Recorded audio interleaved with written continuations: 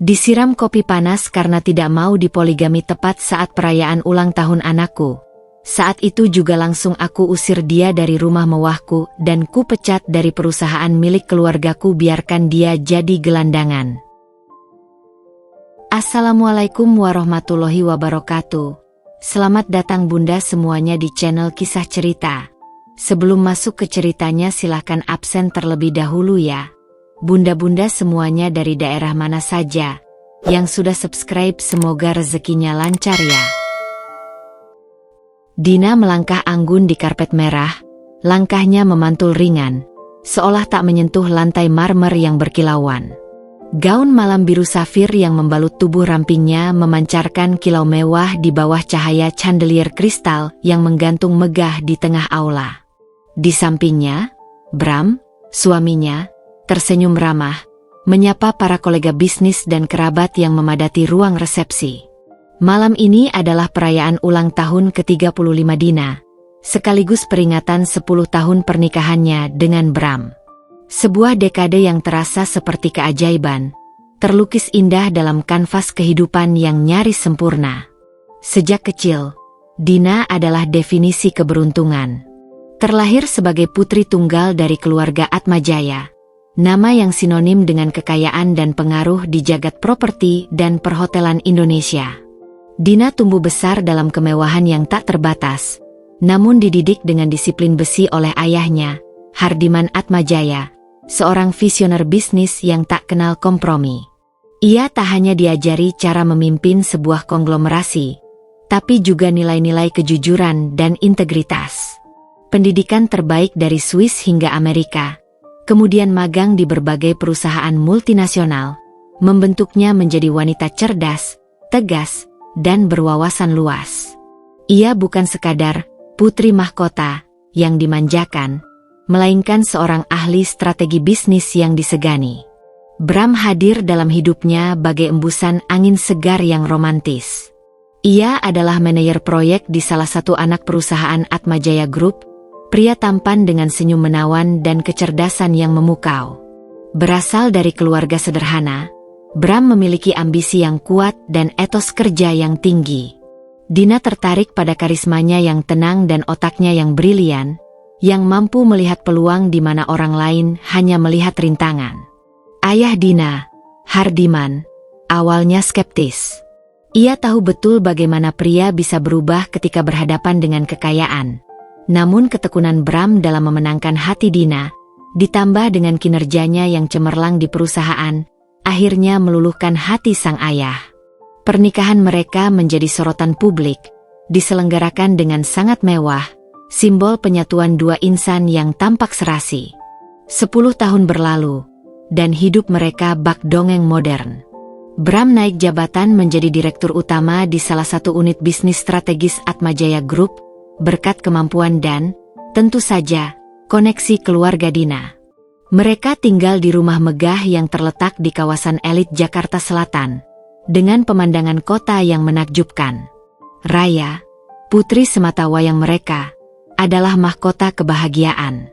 Gadis kecil berusia 4 tahun itu adalah perpaduan sempurna antara kecantikan Dina dan kecerdasan Bram, selalu ceria dan penuh rasa ingin tahu. Namun, di balik fasad kemewahan dan senyuman yang terpancar, Dina kadang merasakan bayang keraguan.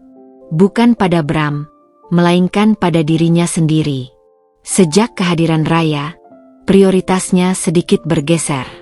Ia mulai mengurangi jam kerjanya di kantor pusat, menyerahkan lebih banyak kendali kepada Bram, agar bisa lebih fokus pada tumbuh kembang putrinya. Sesekali, ia merasa Bram menjadi sedikit berbeda. Lebih sering pulang larut, terkadang menghindar saat ditanya detail pekerjaannya, dan ponselnya selalu terkunci dengan rapat. Dina sering menepis pikiran-pikiran itu, menganggapnya sebagai kekhawatiran berlebihan seorang istri yang terlalu mencintai. Bram selalu punya alasan logis, proyek besar, klien penting, atau meeting mendadak. Ia selalu meyakinkan Dina bahwa semua demi masa depan mereka, demi Raya. "Kamu cantik sekali malam ini, sayang," bisik Bram di telinga Dina, memecah lamunannya. Ia mengecup kening Dina, Senyumnya hangat seperti biasa. Dina membalas senyum itu, mencoba mengusir gelombang keraguan yang sesekali datang. Terima kasih, Bram. Kau juga terlihat tampan. Ia memegang tangan Bram, meremasnya lembut. Jemarinya merasakan permukaan cincin kawin Bram yang dingin. Sepotong logam yang melambangkan janji setia.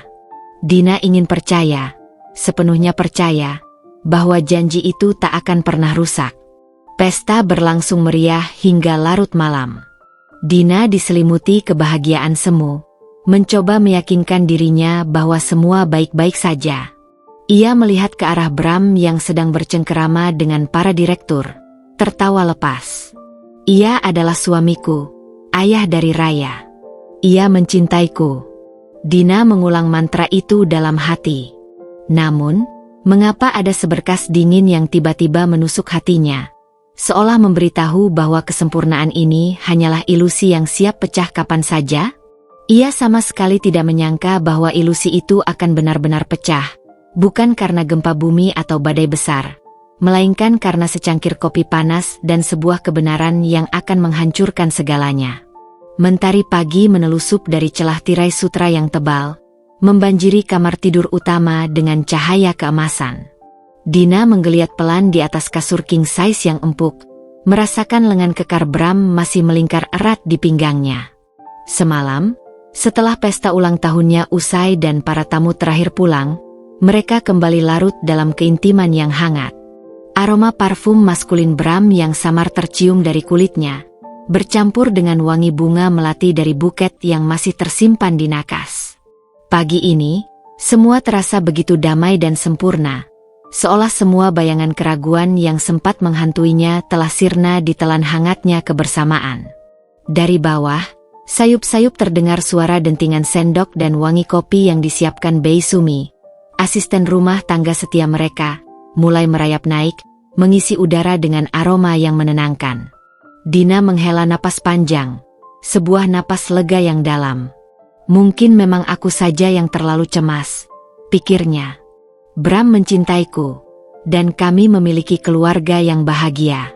Dina bangkit perlahan, mengurai pelukan Bram agar tidak membangunkannya. Ia sempat menatap wajah suaminya yang masih pulas.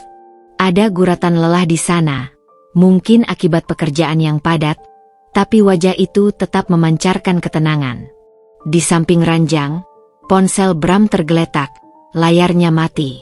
Dina tidak pernah terbiasa memeriksa ponselnya, sebuah kebiasaan yang ia pegang teguh sebagai bentuk kepercayaan dalam pernikahan.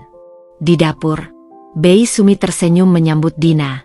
Selamat pagi, Nyonya. Sudah saya siapkan teh hangat dan roti bakar kesukaan Nyonya, sapanya ramah, sambil menata piring-piring porselen di meja sarapan marmer. Terima kasih banyak, Bei. Dina membalas dengan senyum tulus. Raya sudah bangun? Tanyanya sambil menyesap teh hangat. Belum, Nyonya.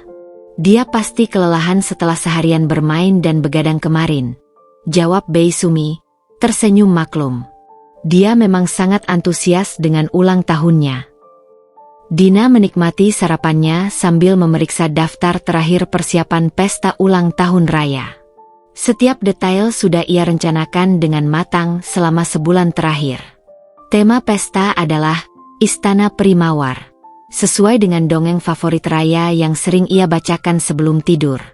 Dina ingin Raya memiliki kenangan yang paling indah tentang hari istimewanya. Ia melirik ke arah halaman belakang melalui jendela kaca besar di ruang makan. Para pekerja event organizer sudah mulai menata. Balon-balon berwarna merah muda, putih, dan emas berbentuk bunga mawar raksasa mulai mengembang. Pita-pita satin menjuntai anggun dari pergola yang dihias dengan bunga-bunga hidup. Patung-patung peri kecil yang lucu, dengan sayap berkilauan, tersebar di antara semak-semak azalea dan bougainvillea yang tertata rapi. Sebuah bouncer istana tiup berwarna merah muda dengan menara-menara kecil sudah berdiri kokoh di sudut halaman, siap menyambut gelak tawa anak-anak. Dina membayangkan Raya melompat-lompat di sana, tawanya memenuhi udara. Tepat pukul 10 pagi, sebuah mobil van berpendingin tiba. Kue ulang tahun raya, mahakarya dari patisier terkenal, turun dengan hati-hati. Kue 3 tingkat berbentuk istana mawar dengan figur peri mungil di puncaknya, dihiasi fondant dan icing yang sangat detail. Tak lama setelah itu, badut-badut dengan hidung merah menyala dan senyum lebar, serta seorang pesulap dengan topi tinggi, datang untuk melengkapi kemeriahan. Menjelang tengah hari, satu persatu tamu mulai berdatangan. Anak-anak kecil dengan gaun pesta warna-warni dan kemeja kasual yang rapi berlarian riang di halaman belakang. Mata mereka berbinar melihat dekorasi dan permainan. Orang tua mereka tersenyum dan menyapa Dina, memuji keindahan pesta yang luar biasa. Suasana riuh rendah dengan celotehan dan tawa. Aroma manis cupcake vanila, gurihnya pizza mini, dan wangi popcorn yang baru meletup bercampur di udara, menambah semarak suasana. Bram, yang akhirnya bangun dan bersiap, tampil prima dengan kemeja polo berwarna biru laut dan celana kaki yang pas di tubuhnya. Ia menyapa para tamu dengan senyum menawan khasnya, tampak begitu serasi dan harmonis di samping Dina. Sesekali ia mencium pipi Raya yang sedang asyik melompat-lompat di bouncer, dan mengangkatnya tinggi-tinggi ke udara, membuat putrinya tergelak. Melihat interaksi itu, Dina merasa sedikit lega. Mungkin kecemasannya selama ini memang tidak beralasan. Bram terlihat bahagia, dan ia adalah ayah yang sangat baik untuk Raya. Mungkin ini hanya fase biasa dalam pernikahan, naik turunnya emosi dan kecurigaan. Ia memutuskan untuk menikmati hari bahagia ini sepenuhnya, melupakan semua pikiran buruk yang pernah melintas di benaknya. Ia tersenyum pada Bram, mengaitkan lengannya di lengan suaminya, merasa bahwa dunia mereka, setidaknya untuk hari ini, kembali ke jalurnya yang sempurna.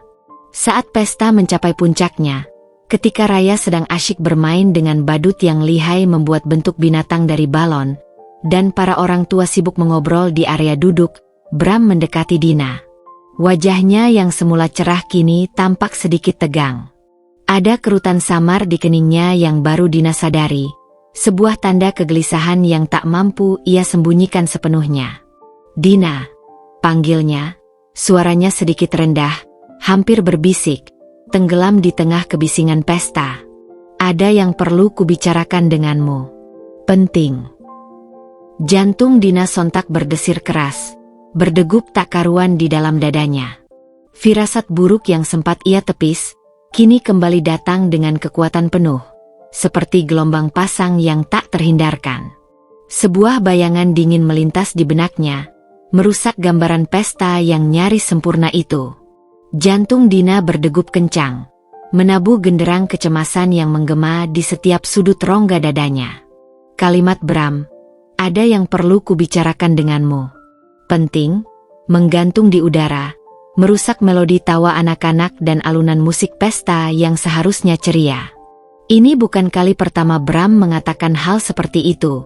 Seringkali itu berarti proyek baru yang membutuhkan perhatian ekstra, atau masalah mendesak di kantor.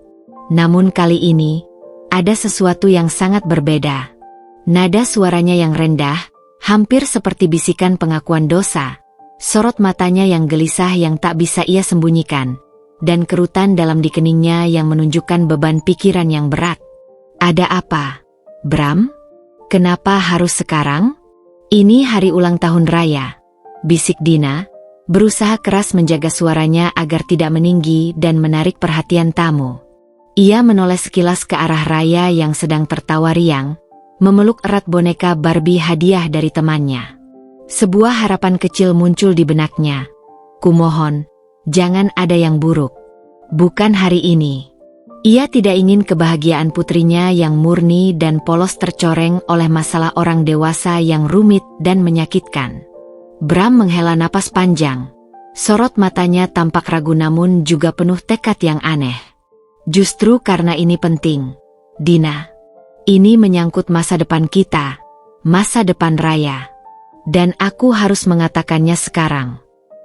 Ia meraih pergelangan tangan Dina, jemarinya terasa dingin, menariknya perlahan menjauh dari keramaian, menuju sudut halaman yang lebih sepi, dekat area kolam renang.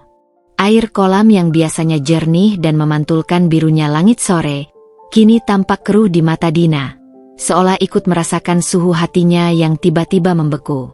Pohon Kamboja di dekatnya yang biasanya harum semerbak, kini seperti pohon gersang yang mencuutkan suasana. Dina mengikuti, langkahnya terasa berat dan lunglai, seolah ada beban tak kasat mata yang menekan bahunya.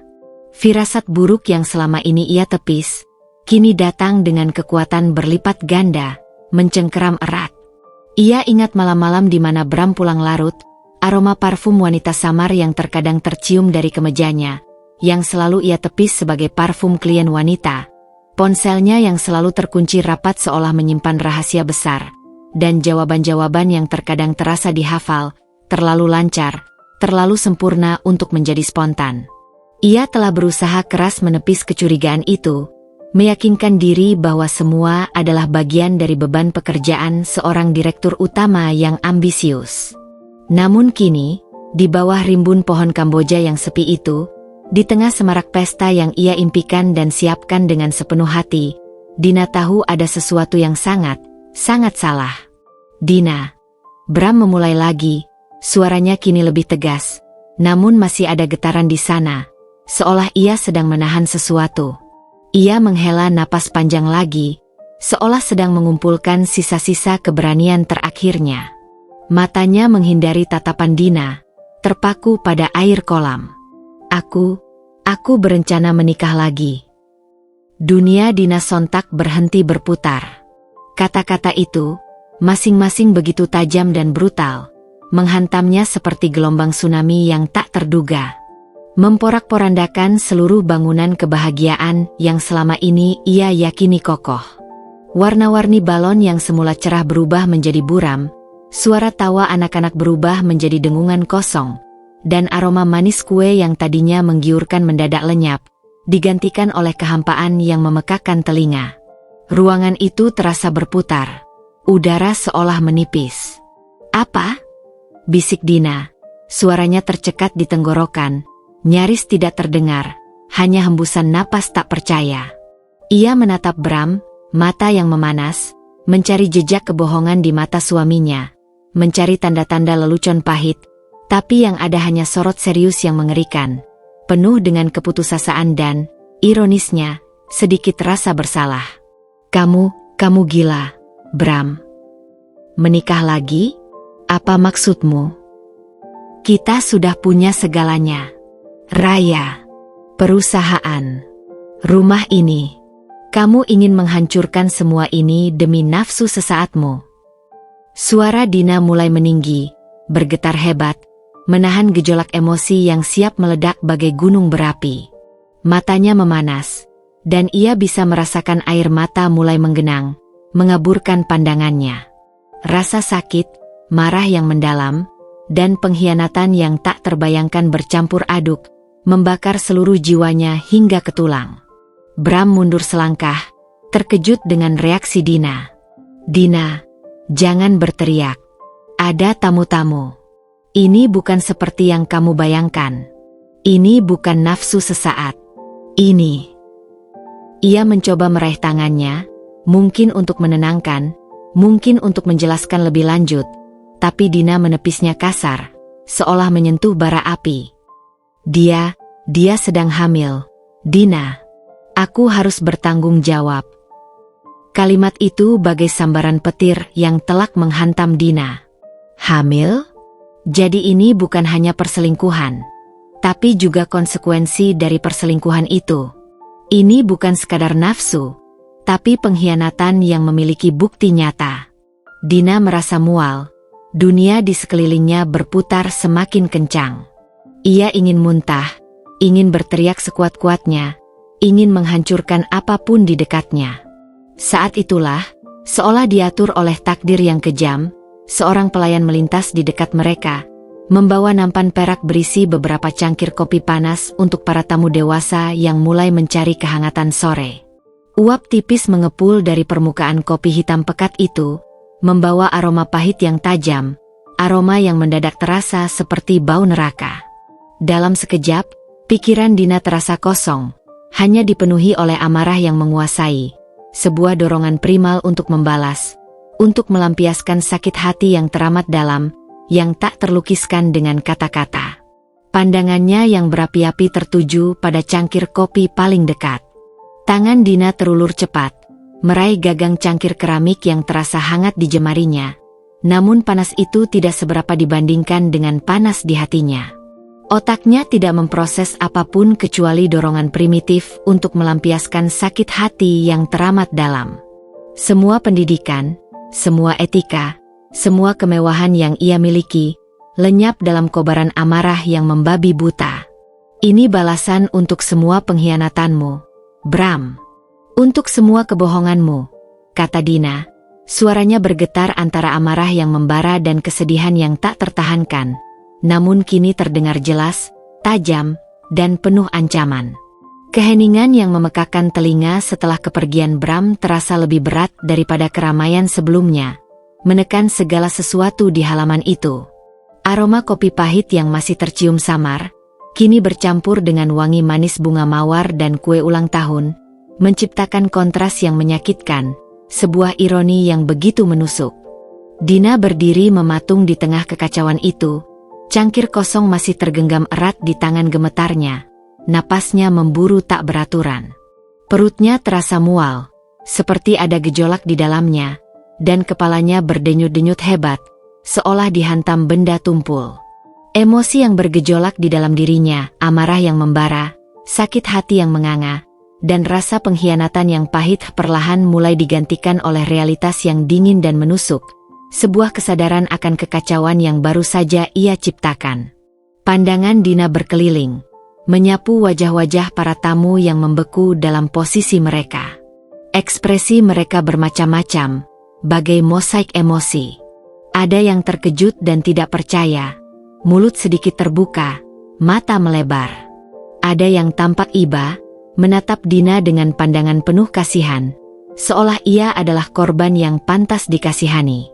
Beberapa kolega bisnis ayah Dina, para pria berjas rapi, terlihat tegang dan cemas, mungkin memikirkan implikasi insiden memalukan ini terhadap Atmajaya Group, kekaisaran bisnis yang selama ini tak pernah goyah.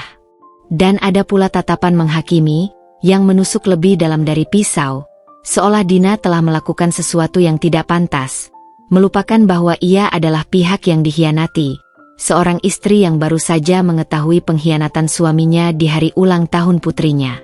Dina mengabaikan semuanya. Tatapan-tatapan itu terasa samar dan jauh. Matanya hanya terpaku pada satu titik, satu sosok mungil yang paling penting baginya. Raya. Putrinya yang berusia 5 tahun itu masih berdiri di tempatnya, beberapa meter dari Dina, tubuh mungilnya kaku, seperti patung. Boneka Barbie yang semula ia peluk erat kini tergeletak begitu saja di rumput hijau, terlupakan. Mata Raya yang lebar dan polos, yang tadi dipenuhi kebahagiaan dan keceriaan, kini berkaca-kaca, memantulkan bayangan orang dewasa yang hancur di depannya. Bibir kecilnya bergetar hebat, menahan tangis yang tak ia pahami, dan air mata mulai menetes, perlahan membasahi pipinya yang kemerahan. Mama. Suara Raya terdengar lirih, nyaris tak terdengar, seperti bisikan angin, namun itu cukup untuk merobek hati Dina menjadi serpihan. Dina menjatuhkan cangkir kosongnya, yang mengeluarkan bunyi nyaring dan pecah saat membentur paving block di bawah kakinya. Suara itu, yang seolah menggambarkan hatinya, memecah sedikit keheningan. Dina berlutut, mencoba meraih Raya, ingin memeluk putrinya erat dan menenangkan, tapi putri kecilnya mundur selangkah, sorot matanya menunjukkan ketakutan. Ketakutan itu bukan hanya pada situasi mengerikan yang baru saja terjadi, tetapi juga pada Dina, mamanya yang biasanya lembut dan tenang, yang kini tampak begitu asing di matanya, penuh amarah dan kekacauan. Rasa sakit yang baru dan lebih dalam menyengat hati Dina, jauh lebih perih dari luka pengkhianatan Bram. Ia telah menyakiti putrinya. Ia tahu Bram pantas mendapatkannya, pantas merasakan semua amarahnya, tapi Raya tidak. Air mata yang selama ini ia tahan, air mata yang ia paksakan kering demi menunjukkan kekuatan di depan Bram, kini ikut tumpah, deras membasahi pipinya, bercampur dengan air mata pilu Raya. "Raya, sayang. Maafkan Mama, sayangku." Dina berusaha menenangkan, suaranya tercekat, kata-kata yang ingin ia ucapkan tak mampu keluar. Ia ingin menjelaskan, ingin memeluk erat, ingin meyakinkan putrinya bahwa semua akan baik-baik saja dan mereka akan melalui ini bersama. Tapi apa yang bisa ia katakan? Bagaimana bisa ia menjelaskan pengkhianatan dan kehancuran ini kepada seorang anak berusia 5 tahun yang dunianya baru saja terguncang? Maya, sahabat Dina, adalah orang pertama yang bergerak, memecah kekakuan di antara para tamu. Ia mendekat dengan langkah cepat, meraih Dina, memeluknya erat, menopang tubuh Dina yang mulai limbung. "Dina, sudah. Cukup. Ayo kita masuk ke dalam. Kamu butuh tenang." Maya kemudian memandang Raya dengan lembut, lalu beralih ke salah satu pengasuh Raya, Embok Tun, yang berdiri terpaku dengan mata terbelalak. "Embok, tolong ajak Raya ke dalam. Temani dia sampai tenang. Ya, ajak dia ke kamarnya, ceritakan dongeng kesukaannya."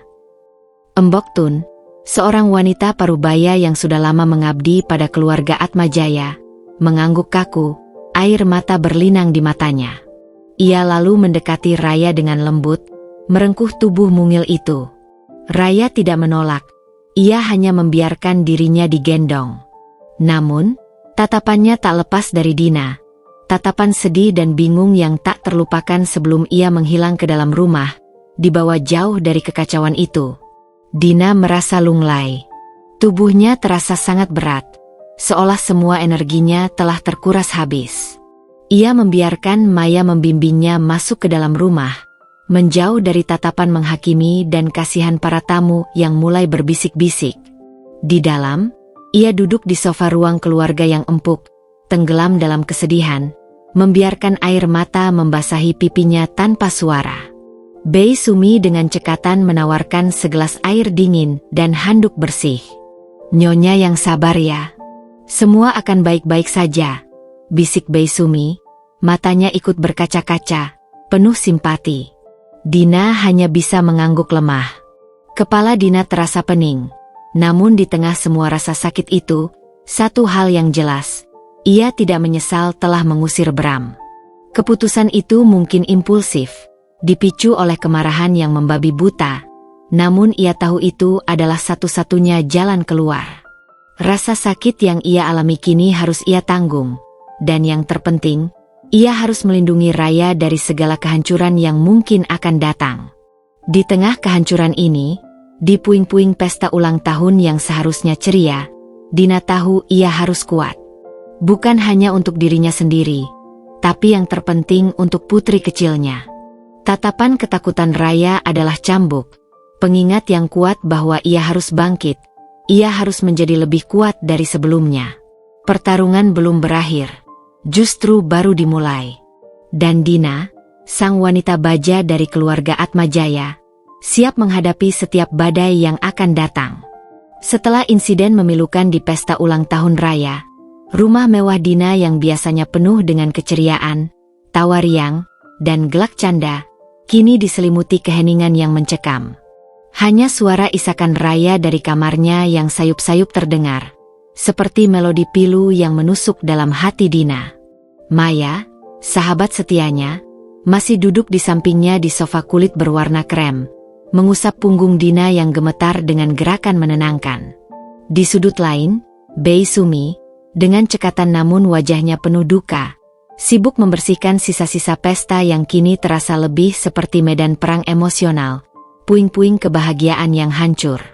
Dina duduk mematung, memeluk erat sebuah bantal sofa seolah mencari perlindungan. Matanya kosong menatap keluar jendela kaca besar yang menghadap taman. Langit sore yang tadinya cerah kini mulai diselimuti awan kelabu tebal, seolah ikut merasakan kesedihan yang menyelimuti hati Dina. Ia memikirkan kembali setiap detail perkataan Bram, bisikan-bisikan pengkhianatan yang mematikan, wajahnya yang pucat pasi, jerit kesakitannya saat kopi panas itu mengenai kulitnya. Namun, Semua penderitaan fisik Bram itu tidak sebanding dengan sakit hati yang menganga di dada Dina. Pengkhianatan. Itu yang paling menyakitkan, mengoyak jiwanya hingga ke dasar. Bram, pria yang ia cintai dengan sepenuh hati, ayah dari anak satu-satunya, berani-beraninya meminta poligami dan mengatakan bahwa wanita lain sedang hamil tepat di hari ulang tahun putri mereka. Kemarahan itu kembali membakar, mengusir sedikit rasa kasihan yang mungkin sempat muncul di benaknya. Tidak ada tempat untuk belas kasihan bagi seorang pengkhianat. Tiba-tiba, deringan nyaring ponsel Dina memecah keheningan yang menyesakan itu, mengagetkan Dina dan Maya. Layar menampilkan nama Hardiman Atmajaya, ayahnya. Dina menatap ponsel itu sejenak, ragu untuk mengangkatnya. Ia tahu, kabar tentang insiden memalukan ini pasti sudah menyebar cepat seperti api di padang rumput kering. Jaringan sosialita dan pebisnis elit Jakarta bergerak sangat cepat. Dan ayahnya, Hardiman Atmajaya, adalah orang terakhir yang ingin ia hadapi saat ini. Hardiman adalah pria tegas, berprinsip kuat, dan sangat menjaga nama baik keluarga Atmajaya di mata publik.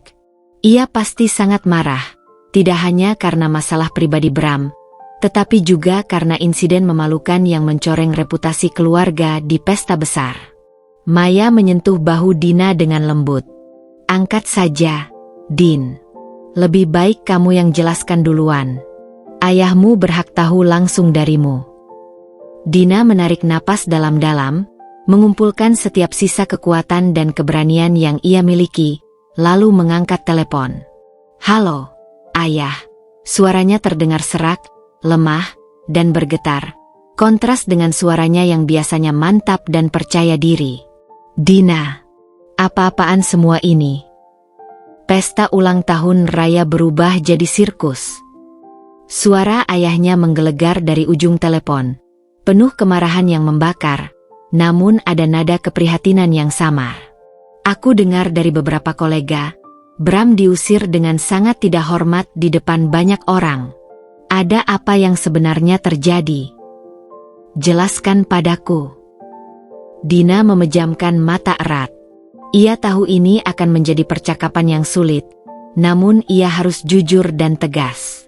"Ayah, Bram, dia selingkuh. Yah, dia memiliki wanita lain. Dan dia punya anak dari wanita itu. Dia bahkan berani meminta poligami. Yah, tepat di hari ulang tahun raya. Aku tidak punya pilihan lain. Yah, aku mengusirnya. Aku memecatnya dari perusahaan." Dina bicara cepat, tanpa jeda. Setiap kata terucap dengan penekanan, ingin menjelaskan semua kebenaran yang pahit itu sebelum ayahnya menyimpulkan yang salah. Ia tidak ingin ayahnya merasa malu karena tindakannya, melainkan karena pengkhianatan menantunya. Ada jeda panjang di ujung telepon. Hening yang mencekam, hanya terdengar suara napas berat ayahnya. Dina membayangkan ayahnya, seorang pria dengan rahang kokoh dan mata tajam, kini sedang mencoba mencerna informasi yang baru saja ia terima. Kemudian, suara itu kembali, namun kali ini lebih tenang, meskipun masih terasa berat dan dalam. "Jadi ini alasannya? Aku tahu ada yang tidak beres dengannya akhir-akhir ini. Perilakunya, laporan keuangannya yang agak mencurigakan. Tapi aku tidak menyangka akan sejauh ini." Hardiman Atmajaya adalah seorang pria yang cerdas, memiliki intuisi tajam, dan tidak mudah ditipu. Ia pasti sudah merasakan kejanggalan pada Bram. Namun sebagai seorang ayah, ia juga mempercayai pilihan putrinya. "Aku minta maaf. Yah, aku tidak tahu harus bagaimana lagi," kata Dina. Air mata yang sempat mengering kini kembali menggenang, mengaburkan pandangannya. "Tidak ada yang perlu dimaafkan, sayang. Kamu sudah bertindak benar." Suara ayahnya melembut, ada nada kebanggaan yang samar namun jelas di dalamnya, sebuah pengakuan atas kekuatan dan keberanian putrinya. "Bram memang tidak pantas untukmu dan Raya. Dia sudah mencoreng nama baik keluarga kita, bukan kamu." Sebuah desah napas terdengar. Biar ayah yang urus soal pemecatan dan segala dokumennya. Ayah akan pastikan semua aksesnya ke perusahaan, ke semua aset keluarga, benar-benar terputus. Hari ini juga, ayah akan segera meminta tim hukum kita untuk mengurus semua prosesnya secepat mungkin. Dan semua rekening bank, kartu kredit, semua akan diblokir. Dina merasa sedikit lega. Beban di dadanya sedikit terangkat. Setidaknya ayahnya tidak marah padanya. Justru mendukungnya. Sebuah pilar kokoh yang siap melindunginya. Terima kasih banyak, Yah. Aku. Dengarkan ayah baik-baik, Dina. Ayahnya memotong.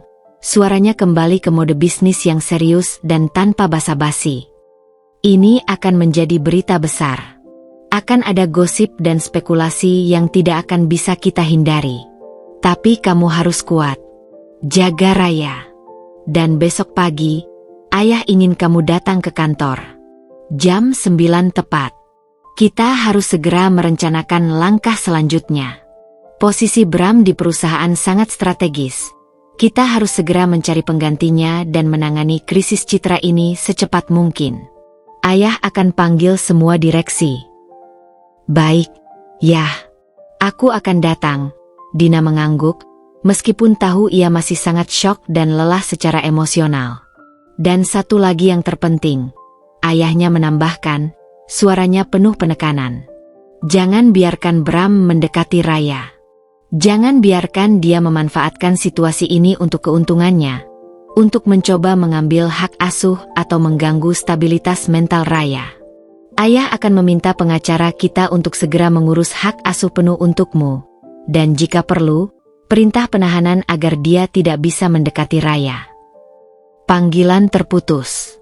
Dina meletakkan ponselnya di meja, tubuhnya sedikit gemetar. Namun kini bukan lagi karena kesedihan semata, melainkan campuran antara kelegaan dan tekad. Air mata kembali mengalir. Namun kali ini bukan hanya air mata kesedihan, melainkan juga air mata lega dan haru. Ia tidak sendirian. Keluarganya, pilar terkuatnya, ada di belakangnya, siap mendukungnya menghadapi badai ini. Kamu dengar itu, Din? Maya tersenyum tipis, menepuk bahu Dina. Ayahmu mendukungmu sepenuhnya. Sekarang, fokus pada Raya. Dan dirimu sendiri. Kamu kuat, Din. Dina mengangguk, menatap ke arah kamar Raya. Badai baru saja dimulai. Dan ia tahu akan ada banyak hal yang harus ia hadapi, banyak pertarungan yang harus ia menangkan. Tapi setidaknya, ia tidak perlu menghadapi semua ini sendirian. Dan ia harus kuat. Untuk Raya. Demi putrinya, ia akan bangkit dan melawan.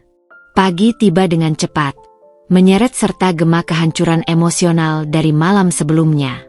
Dina terbangun dengan kepala pening yang luar biasa. Mata sembab dan bengkak meskipun ia hanya terlelap singkat dalam tidur yang tak nyenyak. Rasa sakit di hatinya masih begitu nyata, seolah ada luka menganga yang belum mengering, perih tak tertahankan. Namun, bayangan tatapan sedih Raya kemarin, pandangan polos yang dipenuhi ketakutan, memberinya kekuatan yang tak terduga, sebuah dorongan kuat untuk bangkit. Ia harus kuat. Untuk Raya. Untuk masa depan putri kecilnya. Saat membuka ponselnya yang tergeletak di nakas, Dina langsung disambut dengan rentetan notifikasi yang membanjiri layar. Puluhan panggilan tak terjawab dari berbagai nomor, ratusan pesan dari teman, kerabat, hingga nomor tak dikenal yang penasaran. Grup-grup WhatsApp teman-teman sosialitanya sudah dipenuhi spekulasi liar dan gosip yang tak terbendung. Setiap pesan terasa seperti tusukan baru. Namun yang paling mengagetkan adalah berita-berita yang terpampang besar di portal-portal berita online ternama. Skandal poligami mengguncang keluarga konglomerat Atmajaya di pesta ulang tahun sang cucu. Direktur utama Atmajaya Group diusir istri di depan umum, diduga selingkuh dan menghamili wanita lain. Karma instan menantu kesayangan. Dina Atmajaya. Dari pesta mewah ke drama rumah tangga penuh air mata. Judul-judul provokatif itu terpampang besar, lengkap dengan foto-foto buram yang diambil para tamu menggunakan ponsel mereka, menunjukkan kericuhan di halaman belakang rumahnya. Ada foto Bram yang memegang wajahnya yang merah dan kesakitan, dan foto Dina yang tampak tegang, ekspresinya memancarkan amarah yang dingin. Dina menghela napas panjang, sebuah desahan lelah. Sebagaimana kata ayahnya, badai media memang sudah dimulai, dan ini baru permulaan. Tepat pukul 8 pagi, ketukan di pintu terdengar. Pengacara keluarga Atmajaya, Bapak Raharjo, seorang pria parubaya yang tenang namun memiliki reputasi cemerlang di dunia hukum korporasi, sudah tiba di rumah Dina. Ia datang bersama asistennya, membawa tumpukan dokumen tebal dan sebuah tas kerja kulit yang tampak berat. Dina sudah bersiap, mengenakan setelan bisnis berwarna abu-abu gelap yang rapi dan elegan, meskipun hatinya masih bergejolak dan pikirannya kacau. Ia tahu ini adalah hari yang panjang. "Selamat pagi, Dina," sapa Pak Raharjo dengan nada tenang namun serius. Sorot matanya menunjukkan pemahaman mendalam. "Ayahmu sudah menjelaskan semuanya secara singkat tadi malam. Saya sudah menyiapkan draft gugatan cerai dengan klaim hak asuh penuh untuk Raya, serta surat pemecatan Bram dari semua posisi di Atmajaya Group. Ini juga termasuk pembekuan semua aset atas namanya yang terkait dan berasal dari keluarga Atmajaya." Ia meletakkan dokumen-dokumen itu di meja kopi ruang tamu. Dina mengangguk, sorot matanya tajam. "Terima kasih, Pak. Saya ingin semua dilakukan secepat mungkin. Saya tidak ingin dia lagi memiliki akses apapun ke perusahaan atau ke Raya." "Tentu saja. Kami akan bergerak secepat kilat," sahut Pak Raharjo, mengangguk setuju. "Kami juga sudah menyiapkan surat perintah penahanan sementara untuk Bram jika dia berusaha mendekati Raya atau Anda. Ini sebagai tindakan pencegahan dini, mengingat potensi masalah yang bisa timbul." Ia menjelaskan dengan detail poin-poin hukum yang relevan. "Kami akan mengajukan hak asuh penuh untuk Raya. Dengan alasan Bram tidak pantas menjadi wali karena perbuatannya yang mencoreng nama baik keluarga dan mengancam stabilitas emosional serta finansial keluarga Anda. Kami akan menekankan pada pengabaian, pengkhianatan emosional, dan potensi risiko bagi Raya." Dina merasa sedikit lega mendengar jaminan perlindungan hukum ini. Setidaknya, secara hukum, ia akan dilindungi, dan Raya akan aman. "Bagaimana dengan wanita itu, Pak? Apakah ada cara untuk melindunginya agar tidak mengganggu Raya di masa depan? Atau mengklaim sesuatu?" Pak Raharjo menghela napas panjang, ekspresinya sedikit menegang. "Untuk saat ini, fokus utama kita adalah pada Bram dan proses perceraiannya yang cepat dan bersih. Mengenai wanita itu, yang kita tahu adalah ia sedang hamil. Untuk langkah lebih jauh terhadapnya, kita perlu bukti kuat adanya gangguan, ancaman, atau klaim yang tidak berdasar. Tanpa itu, tindakan kita terbatas. Tapi kita akan terus memantau." Diskusi berlanjut selama hampir 1 jam, membahas strategi hukum secara mendalam, potensi tantangan yang mungkin dilancarkan pihak Bram, dan bagaimana menghadapi gelombang media yang pasti akan semakin besar. Pak Raharjo menjelaskan bahwa Bram kemungkinan besar akan berusaha menuntut bagian aset, atau mencoba mencari simpati publik dengan memainkan peran korban. "Dia tidak akan mendapatkan apa-apa dari saya, Pak. Sedikit pun," tegas Dina, suaranya dingin dan penuh tekad. "Semua aset keluarga Atmajaya tidak pernah atas namanya secara langsung. Gajinya selama ini memang besar, dan fasilitasnya mewah, tapi semua aset utama adalah milik keluarga saya, atas nama ayah atau saya sendiri." "Tepat sekali," sahut Pak Raharjo, senyum tipis mengembang. "Data keuangan dan legal kami sudah sangat kuat. Kita akan pastikan itu. Dia hanya menantu, bukan bagian dari pemilik inti atau pewaris. Bahkan saham minoritas yang pernah diberikan ayahmu padanya pun bisa kita tarik kembali mengingat klausul moral yang dilanggarnya." Setelah Pak Raharjo dan asistennya pergi, Dina menatap keluar jendela. Deretan mobil media dengan logo stasiun TV dan media massa sudah berbaris rapi di depan gerbang rumahnya. Kamera-kamera telefoto siap membidik setiap gerak-geriknya. Para reporter berkerumun, berharap bisa mendapatkan pernyataan eksklusif. Badai yang sesungguhnya baru saja akan dimulai, dan ia harus menghadapinya dengan kepala tegak. Pukul 9 tepat, tanpa penundaan sedikit pun, Dina sudah berada di kantor pusat Atmajaya Group, gedung pencakar langit megah di jantung kota Jakarta. Ayahnya sudah menunggu di ruang rapat utama, bersama beberapa direktur senior yang tampak tegang namun penuh hormat. Hardiman menatap putrinya dengan sorot mata bangga yang tak tersembunyi, seolah mengukuhkan kembali posisinya sebagai penerus sah, bukan hanya pewaris. Dina, ini saatnya kamu mengambil alih kendali penuh. Tunjukkan kepada mereka siapa Atmajaya yang sebenarnya, kata Hardiman, suaranya tegas namun penuh dukungan. Kita akan buktikan bahwa keluarga Atmajaya tidak akan goyah hanya karena satu pengkhianatan murahan. Dina mengangguk, sorot matanya kini penuh tekad dan resolusi. Ia akan menghadapi badai ini. Demi Raya, demi nama baik keluarganya, dan demi dirinya sendiri. Ia tidak akan membiarkan Bram menghancurkan semua yang telah ia bangun. Ruang rapat utama Atmajaya Group adalah sebuah kubus kaca yang megah, terletak di lantai tertinggi gedung pencakar langit mereka.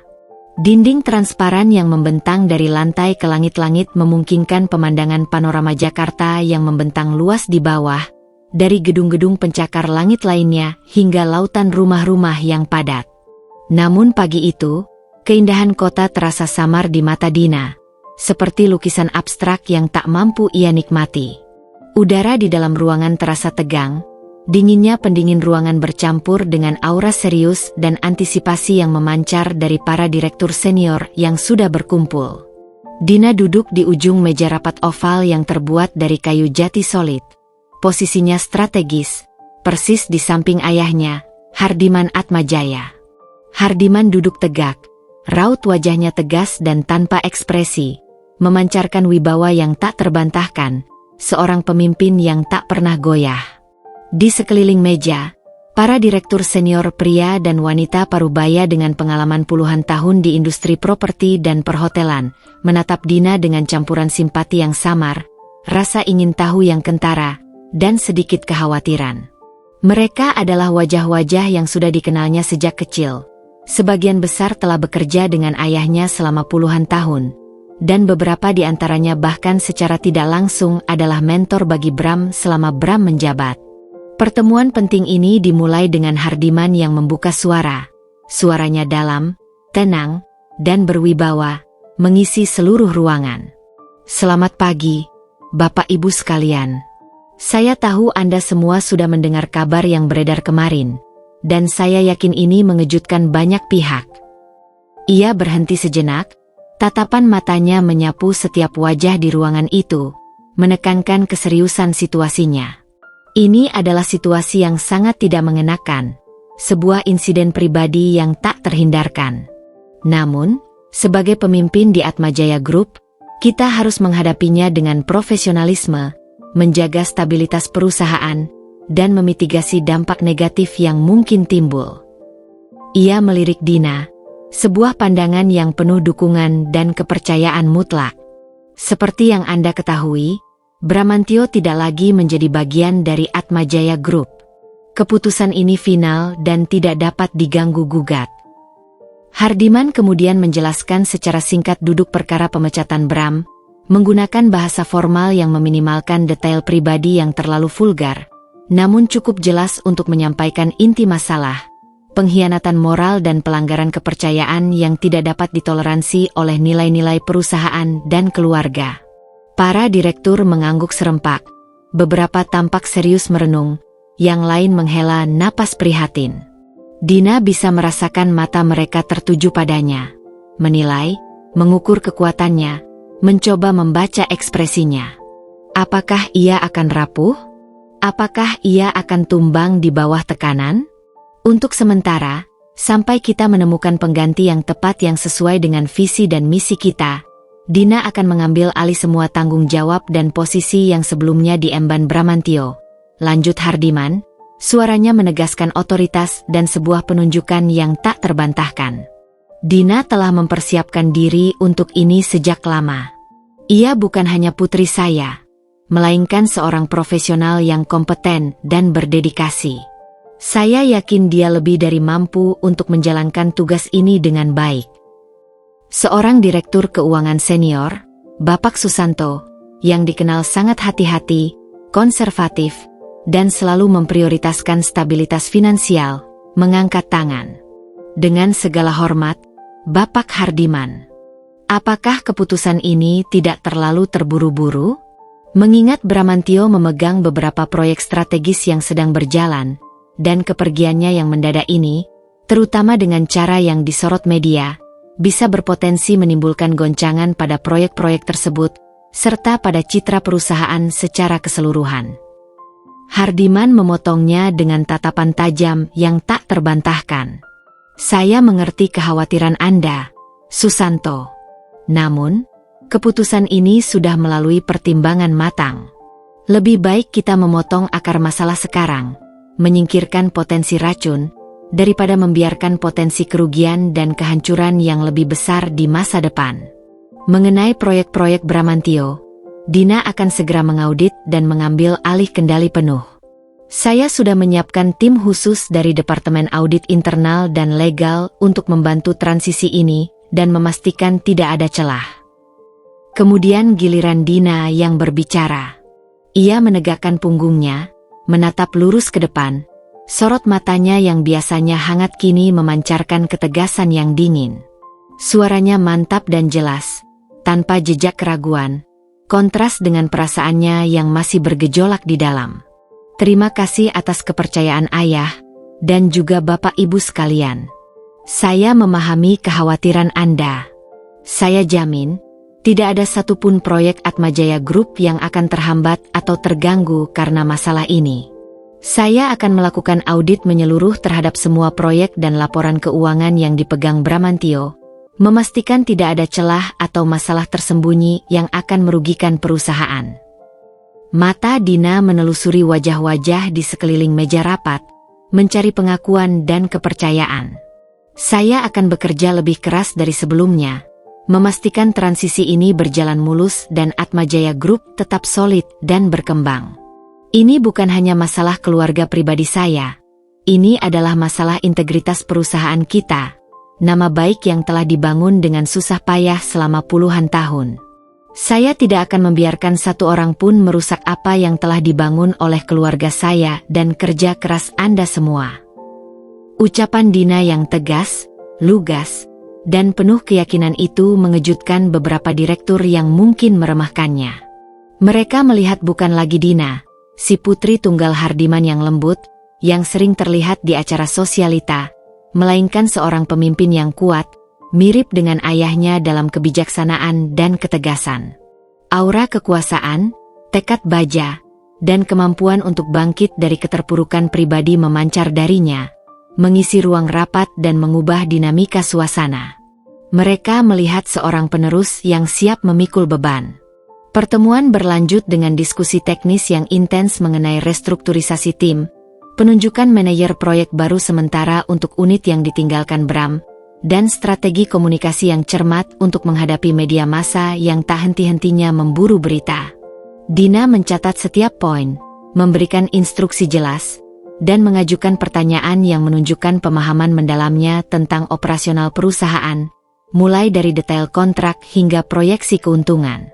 Ia telah mempersiapkan diri untuk ini, jauh sebelum badai ini datang, berkat didikan ayahnya yang selalu melibatkan dirinya dalam setiap aspek bisnis. Ketika rapat berakhir, para direktur meninggalkan ruangan dengan ekspresi yang jauh lebih tenang dan penuh keyakinan. Beberapa bahkan menghampiri Dina secara pribadi, menjabat tangannya, memberikan kata-kata dukungan, dan mengucapkan selamat atas keberaniannya. Mereka melihat bahwa meskipun tragedi pribadi baru saja menimpanya dan hatinya pasti hancur, Dina tetap seorang Atmajaya sejati, seorang pemimpin yang lahir dari darah yang sama dengan sang pendiri. Dina menghela napas panjang, sebuah desahan campuran lelah dan tekad. Ini baru awal dari pertarungan yang panjang. Badai di media akan terus mengamuk, liku-liku hukum akan menuntut perhatian penuh, dan kini beban tanggung jawab perusahaan yang lebih besar telah ada di pundaknya. Namun, di tengah semua itu, ia merasa ada kekuatan baru yang bangkit dalam dirinya. Kekuatan untuk melindungi Raya, untuk menjaga nama baik keluarga, dan untuk membuktikan bahwa ia bisa berdiri tegak, sendirian, sebagai pewaris sah dan pemimpin sejati kerajaan Atmajaya. Minggu-minggu setelah insiden yang menggegerkan itu berlalu dengan cepat, diselimuti oleh rutinitas baru Dina yang begitu padat dan menuntut. Hari-harinya kini dipenuhi dengan rapat direksi yang tak berkesudahan, audit keuangan yang melelahkan hingga larut malam, dan konferensi pers yang tak terhitung jumlahnya. Setiap pagi, sebelum berangkat ke kantor, Dina akan duduk di depan cermin riasnya yang besar, mengoleskan concealer tebal untuk menutupi lingkaran hitam pekat di bawah matanya, sisa dari malam-malam tanpa tidur. Ia harus selalu tampil sempurna, kuat, tanpa celah sedikit pun di mata publik dan karyawannya. Demi nama besar Atmajaya Group, demi masa depan Raya, dan demi harga dirinya sendiri sebagai seorang wanita yang dikhianati. Pagi itu, Dina kembali ke ruang kerjanya yang baru, yang dulunya adalah ruang kerja pribadi Bram. Sebuah ironi yang pahit dan menusuk, namun Dina memilih untuk tidak mengubah banyak hal, seolah ingin merasakan setiap detail yang pernah Bram sentuh, mencari jejak kebohongan yang mungkin masih tersisa, jejak-jejak dari sisi gelap yang selama ini tersembunyi. Ia duduk di kursi kulit mewah yang dulunya milik Bram, menghela napas panjang, dan mulai menelusuri berkas-berkas proyek yang sedang berjalan, berusaha memahami setiap detail, setiap angka, setiap janji yang pernah diucapkan Bram. Tugas utamanya adalah melakukan audit menyeluruh terhadap semua proyek yang ditangani Bram selama menjabat, mencari anomali, penyimpangan, atau bahkan indikasi penipuan yang mungkin luput dari pengawasan. Ini adalah perintah langsung dari ayahnya, sebuah langkah krusial untuk membersihkan nama perusahaan dari potensi noda akibat ulah Bram, dan untuk memastikan tidak ada kerugian finansial lebih lanjut yang bisa merugikan Atmajaya Group. Saat ia membuka laci meja Bram yang terbuat dari kayu mahoni gelap, jarinya menyentuh sesuatu yang aneh. Sebuah flash drive kecil, warnanya hitam pekat, tersembunyi di bawah tumpukan laporan tahunan lama yang sudah berdebu. Dina mengerutkan kening. Bram selalu dikenal sangat teratur, rapi, dan sistematis dalam pekerjaannya. Tidak mungkin ia meninggalkan sesuatu yang penting seperti ini begitu saja. Dengan perasaan campur aduk antara rasa ingin tahu yang kuat dan kecemasan yang mulai merayap, Dina mencolokkan flash drive itu ke laptopnya yang modern. Sebuah folder bernama Personal muncul di layar, menarik perhatiannya dengan segera. Jantung Dina berdesir tak karuan. Ia ragu sejenak. Ini adalah privasi Bram, bagian terdalam dari kehidupannya yang seharusnya tak ia sentuh. Namun, setelah semua pengkhianatan yang telah Bram lakukan, setelah kehancuran yang ia sebabkan, Dina merasa bahwa privasi adalah hal terakhir yang pantas Bram dapatkan. Rasa penasaran mengalahkan keraguan. Ia membuka folder itu, dan deretan file foto serta dokumen pribadi muncul di layar, seperti membuka kotak Pandora. Awalnya, foto-foto itu terlihat seperti foto-foto liburan biasa, foto-foto formal dari acara perusahaan, atau foto selfie Bram dengan latar belakang pemandangan. Namun, semakin ia gulir ke bawah, semakin banyak foto yang ia lihat, ada sesuatu yang membuat jantungnya berdetak lebih cepat, menabuh genderang di telinganya. Foto-foto Bram dengan seorang wanita. Wanita itu tidak asing di mata Dina.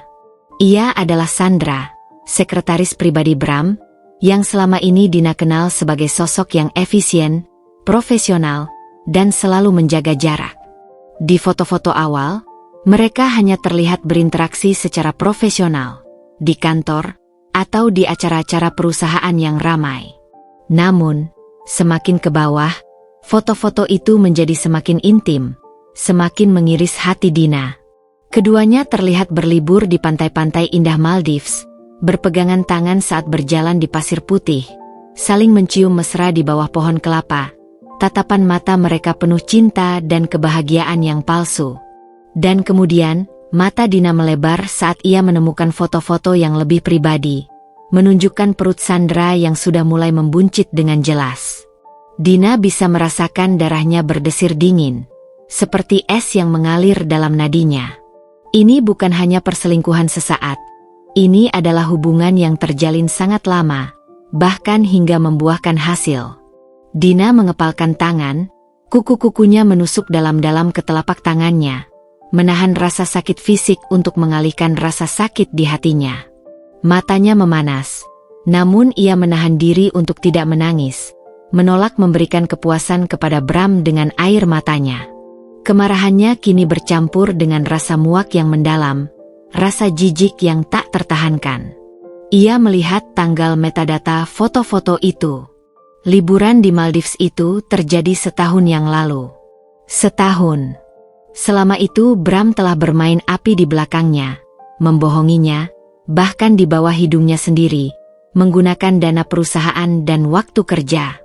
Ia terus menjelajahi flash drive itu, mencari petunjuk lain. Selain foto, ada juga beberapa file Excel yang mencurigakan. Dina membuka salah satunya. Itu adalah catatan pengeluaran pribadi Bram yang sangat detail, melebihi kewajarannya sebagai seorang direktur. Dan yang membuatnya terkejut, ada beberapa transaksi keuangan dalam jumlah besar yang tidak terkait dengan gaji atau tunjangan Bram yang sah. Dana-dana itu dialirkan ke rekening atas nama Sandra, atau digunakan untuk pembelian aset mewah yang tidak tercatat dalam pembukuan perusahaan. Sebuah apartemen di kawasan elit, perhiasan mahal, bahkan mobil sport baru. Dasar bajingan licik, desis Dina, kemarahannya meledak, suaranya parau. Ini bukan hanya pengkhianatan emosional yang menghancurkan hatinya, tapi juga pengkhianatan finansial yang sistematis. Bram mengambil uang perusahaan, uang hasil jerih payah keluarga Atmajaya, untuk membiayai gaya hidup ganda dan perselingkuhannya yang menjijikan. Sebuah kerugian besar bagi perusahaan, sebuah penipuan yang sangat serius. Ini bisa menjadi masalah hukum yang jauh lebih berat daripada sekadar perceraian. Dina segera menutup semua file dan mengeluarkan flash drive itu dari laptopnya, seolah benda itu adalah bara api. Ia menarik napas dalam-dalam, mencoba menenangkan diri, mengendalikan detak jantungnya yang berpacu kencang. Penemuan ini mengubah segalanya. Ini bukan sekadar perceraian akibat pengkhianatan pribadi. Ini adalah kasus penipuan, penggelapan dana, dan potensi pencucian uang. Informasi ini akan sangat krusial bagi tim hukumnya, memberinya amunisi yang tak terduga. Ia mengambil ponselnya. Tangannya masih gemetar namun kini dengan getaran tekad. Dina segera menghubungi Pak Raharjo. "Pak, saya menemukan sesuatu yang sangat penting." Sebuah flash drive berisi bukti-bukti penggelapan dana dan perselingkuhan yang sistematis. Ini akan sangat membantu kasus kita, bahkan mengubah arah gugatan. Mata Dina menatap kosong ke pemandangan kota di luar jendela ruang kerja Bram. Sebuah luka baru telah terkuak, lebih dalam dan lebih bernanah dari yang ia bayangkan. Tapi di tengah rasa sakit dan kemuakan itu, ada sebuah resolusi yang membaja. Bram tidak hanya akan kehilangan segalanya secara pribadi, ia juga akan merasakan bagaimana rasanya menjadi gelandangan hukum yang tak memiliki apa-apa, dan menanggung konsekuensi penuh dari setiap kejahatan yang ia lakukan. Dina tidak akan membiarkan Bram lolos begitu saja. Ia akan memastikan keadilan ditegakkan, dan Bram akan membayar mahal untuk setiap tetes air mata yang ia tumpahkan. Panggilan telepon Dina kepada Pak Raharjo di pagi itu menjadi pemicu langkah besar yang tak terduga. Tidak sampai 1 jam kemudian, bel rumah Dina berdering nyaring. Pak Raharjo sudah tiba, membawa tas kerja kulitnya yang tebal, ditemani seorang asisten hukum muda bernama Arya, yang tampak cerdas dan cekatan. Wajah tenang Pak Raharjo, yang biasanya selalu datar, kini sedikit tegang, menandakan keseriusan situasi yang akan mereka hadapi. Ia tahu, penemuan ini akan mengubah jalannya seluruh kasus. Dina, saya langsung ke sini setelah telepon Anda. Ini Arya, asisten saya, kata Pak Raharjo begitu ia duduk di sofa ruang tamu yang mewah, tatapannya penuh konsentrasi. Jadi, apa yang Anda temukan? Tadi Anda menyebutkan bukti penting yang mengubah kasus kita. Dina menyerahkan flash drive hitam yang ia temukan di laci meja kerja Bram. Tangannya sedikit gemetar saat menyerahkan benda kecil itu, namun suaranya terdengar dingin dan penuh tekad yang membaja. Ini, Pak, saya menemukannya di laci meja kerjanya. Saya sudah melihat isinya, dan ini jauh lebih buruk dari yang saya bayangkan. Pak Raharjo mencolokkan flash drive itu ke laptopnya dengan gerakan sigap. Matanya menyusuri setiap file yang muncul di layar, kerutan di keningnya semakin dalam seiring dengan penemuan-penemuan baru. Foto-foto intim Bram dan Sandra di Maldives, tanggal-tanggal liburan yang sinkron dengan laporan pengeluaran mencurigakan, dan yang paling mengejutkan, rincian transfer dana dalam jumlah besar ke rekening atas nama Sandra.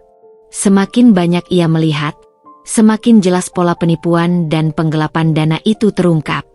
Ia menemukan beberapa file Excel tersembunyi yang merinci setiap pengeluaran Bram untuk Sandra, mulai dari hadiah mewah, booking hotel, hingga cicilan properti.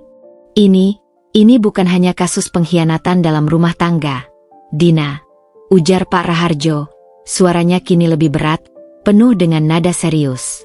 Ia menutup laptopnya dengan pelan, pandangannya beralih ke Dina.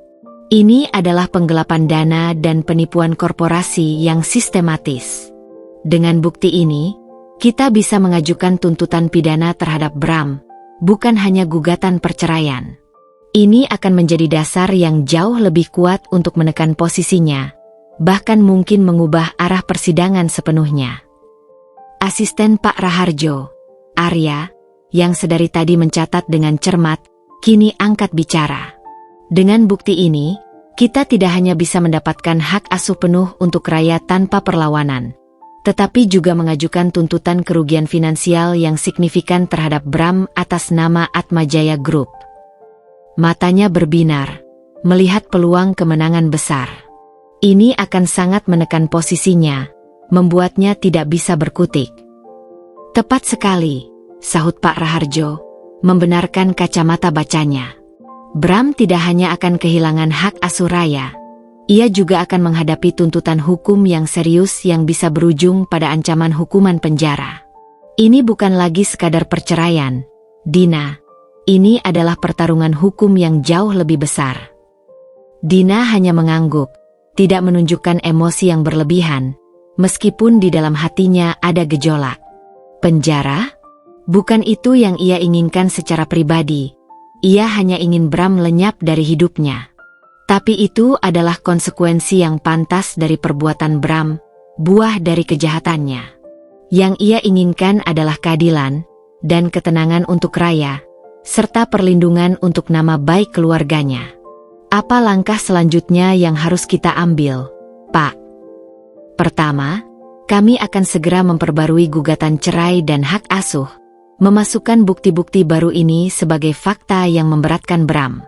Kita akan menekankan bahwa Bram adalah ancaman finansial dan moral, tidak layak menjadi figur ayah bagi Raya, dan telah melanggar kepercayaan keluarga serta perusahaan, jelas Pak Raharjo, menguraikan rencana strategis. Kedua, kami akan berkoordinasi langsung dengan tim legal internal Atmajaya Group untuk mengajukan laporan polisi resmi terkait dugaan penggelapan dana dan penipuan yang dilakukan Bram. Ayah Anda pasti akan mendukung penuh langkah ini, mengingat dampak langsung pada keuangan perusahaan. Apakah Bram bisa melarikan diri dari tuntutan ini? Meninggalkan negara? Tanya Dina, tiba-tiba teringat akan kemungkinan terburuk itu. Ia tahu Bram licik. Dengan adanya laporan polisi dan bukti yang kita miliki, kami akan segera mengajukan permohonan pencekalan ke Ditjen Imigrasi agar dia tidak bisa meninggalkan negara ini, jawab Pak Raharjo meyakinkan. Dan dengan bukti ini, kami akan mengajukan tuntutan pidana yang lebih berat, sehingga dia tidak punya pilihan lain selain menghadapi ini di pengadilan. Bahkan jika dia mencoba melarikan diri, Interpol akan segera mencarinya. Pertemuan itu berlangsung hingga siang hari, lebih lama dari perkiraan. Mereka membahas detail strategi, termasuk bagaimana menanggapi serangan balik dari pihak Bram yang kemungkinan besar akan mencoba melakukan pembelaan diri, mencari simpati publik, atau bahkan mencoba membalikkan fakta. Pak Raharjo juga menyarankan agar Dina menjaga jarak dari media, membiarkan tim hukum dan Departemen Komunikasi Atmajaya yang berbicara secara resmi. Biarkan kami menjadi tameng Anda, Dina. Setiap pernyataan Anda bisa dimanfaatkan oleh lawan. Fokus utama Anda adalah memimpin Atmajaya dan menjaga Raya, kata Pak Raharjo mengakhiri pertemuan. Kami akan mengurus medan pertempuran hukum ini. Dan jangan khawatir, Dina. Dengan bukti-bukti yang sangat kuat ini, Bram tidak akan bisa mengelak dari jeratan hukum. Dia telah menggali kuburnya sendiri. Setelah Pak Raharjo dan Arya pergi, Dina merasa ada beban berat yang terangkat dari pundaknya. Keadilan terasa lebih dekat, lebih nyata. Ia tidak lagi hanya melawan pengkhianatan pribadi yang menghancurkan hatinya, melainkan juga kejahatan finansial yang dilakukan Bram, sebuah penipuan yang melibatkan nama baik dan aset keluarganya. Ini bukan hanya tentang hatinya yang hancur, tetapi juga tentang integritas bisnis keluarganya yang harus ia lindungi dan pertahankan dengan segala cara.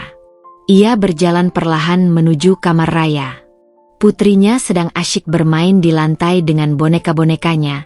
Celotehan riang memenuhi kamar. Raya menoleh saat Dina masuk. Senyum tipis mengembang di wajahnya yang polos. Ada kerlingan cahaya di mata Raya. Sebuah harapan yang meyakinkan Dina bahwa ia sedang melakukan hal yang benar. Badai memang belum usai, namun Dina sudah memiliki senjata baru, dan ia siap menggunakannya untuk memastikan keadilan ditegakkan, tidak peduli seberapa panjang dan sulitnya jalan yang harus ia tempuh. 2 minggu setelah insiden yang menggegerkan itu berlalu dalam pusaran kesibukan Dina. Hidupnya berubah drastis. Kini ia tenggelam dalam jadwal padat yang tak kenal ampun. Hari-harinya dipenuhi dengan rapat direksi yang intens, mengaudit setiap departemen yang dulunya dipegang oleh Bram, bertemu dengan klien-klien penting untuk menenangkan mereka, dan menghadiri konferensi pers yang tak terhitung jumlahnya untuk menanggapi spekulasi media. Dina bekerja keras, tak hanya untuk perusahaan, tapi juga untuk melarikan diri dari pikiran-pikiran yang mengganggu, melupakan rasa sakit yang menggerogoti. Ia tahu media masih mengawasi setiap gerak-geriknya, namun berkat strategi cermat dari tim komunikasi Atmajaya Group, badai berita mulai mereda, meskipun masih ada bisik-bisik dan tatapan penasaran di mana-mana. Setiap pagi, sebelum berangkat ke kantor, Dina akan duduk di depan cermin riasnya, mengoleskan concealer tebal untuk menutupi lingkaran hitam pekat di bawah matanya, sisa dari malam-malam tanpa tidur dan pikiran yang kalut. Ia harus selalu tampil sempurna, kuat, tanpa celah sedikit pun. Demi nama besar Atmajaya, demi masa depan Raya yang tak boleh terguncang, dan demi harga dirinya sendiri sebagai seorang wanita yang dikhianati dan kini berjuang. Suatu sore, saat Dina sedang menyelesaikan laporan penting di ruang kerjanya yang baru, yang dulunya adalah ruang kerja Bram, ponselnya berdering nyaring. Nomor tak dikenal terpampang di layar. Biasanya Dina akan mengabaikannya begitu saja, karena banyak panggilan dari reporter atau orang iseng. Namun, ada firasat aneh yang kuat, seperti bisikan takdir, yang mendorongnya untuk mengangkat panggilan itu. "Halo?" sapa Dina. Suaranya terdengar hati-hati. Suara di seberang sana terdengar ragu dan sedikit bergetar. Seorang wanita dengan nada bicara yang sopan namun syarat kekhawatiran dan kesedihan. "Maaf, ini dengan Ibu Dina, istri Bapak Bramantio." Jantung Dina berdesir, merasakan gelombang kejutan yang tak terduga. "Saya Dina Atmajaya, mantan istri." Ia mengoreksi dengan nada dingin dan tegas, menegaskan statusnya saat ini. "Ada apa?" "Maafkan saya, Ibu Dina. Saya Sandra. Sekretaris Bapak Bramantio dulu. Suara Sandra terdengar parau, seperti habis menangis tanpa henti. Ada isakan samar di latar belakang. Dina mengepalkan tangan di bawah meja, napasnya tertahan. Sandra. Wanita yang wajahnya ia lihat di foto-foto intim itu. Wanita yang menghancurkan pernikahannya. Wanita yang perutnya dihamili Bram. Sebuah kombinasi rasa muak, marah, dan jijik membanjiri Dina. Ada apa? Apa yang kamu inginkan dariku? Ulang Dina, suaranya kini lebih tajam, penuh ketidaksabaran. Tolong, Bu Dina. Saya tahu saya sudah melakukan kesalahan besar. Saya sangat menyesal atas semua yang terjadi.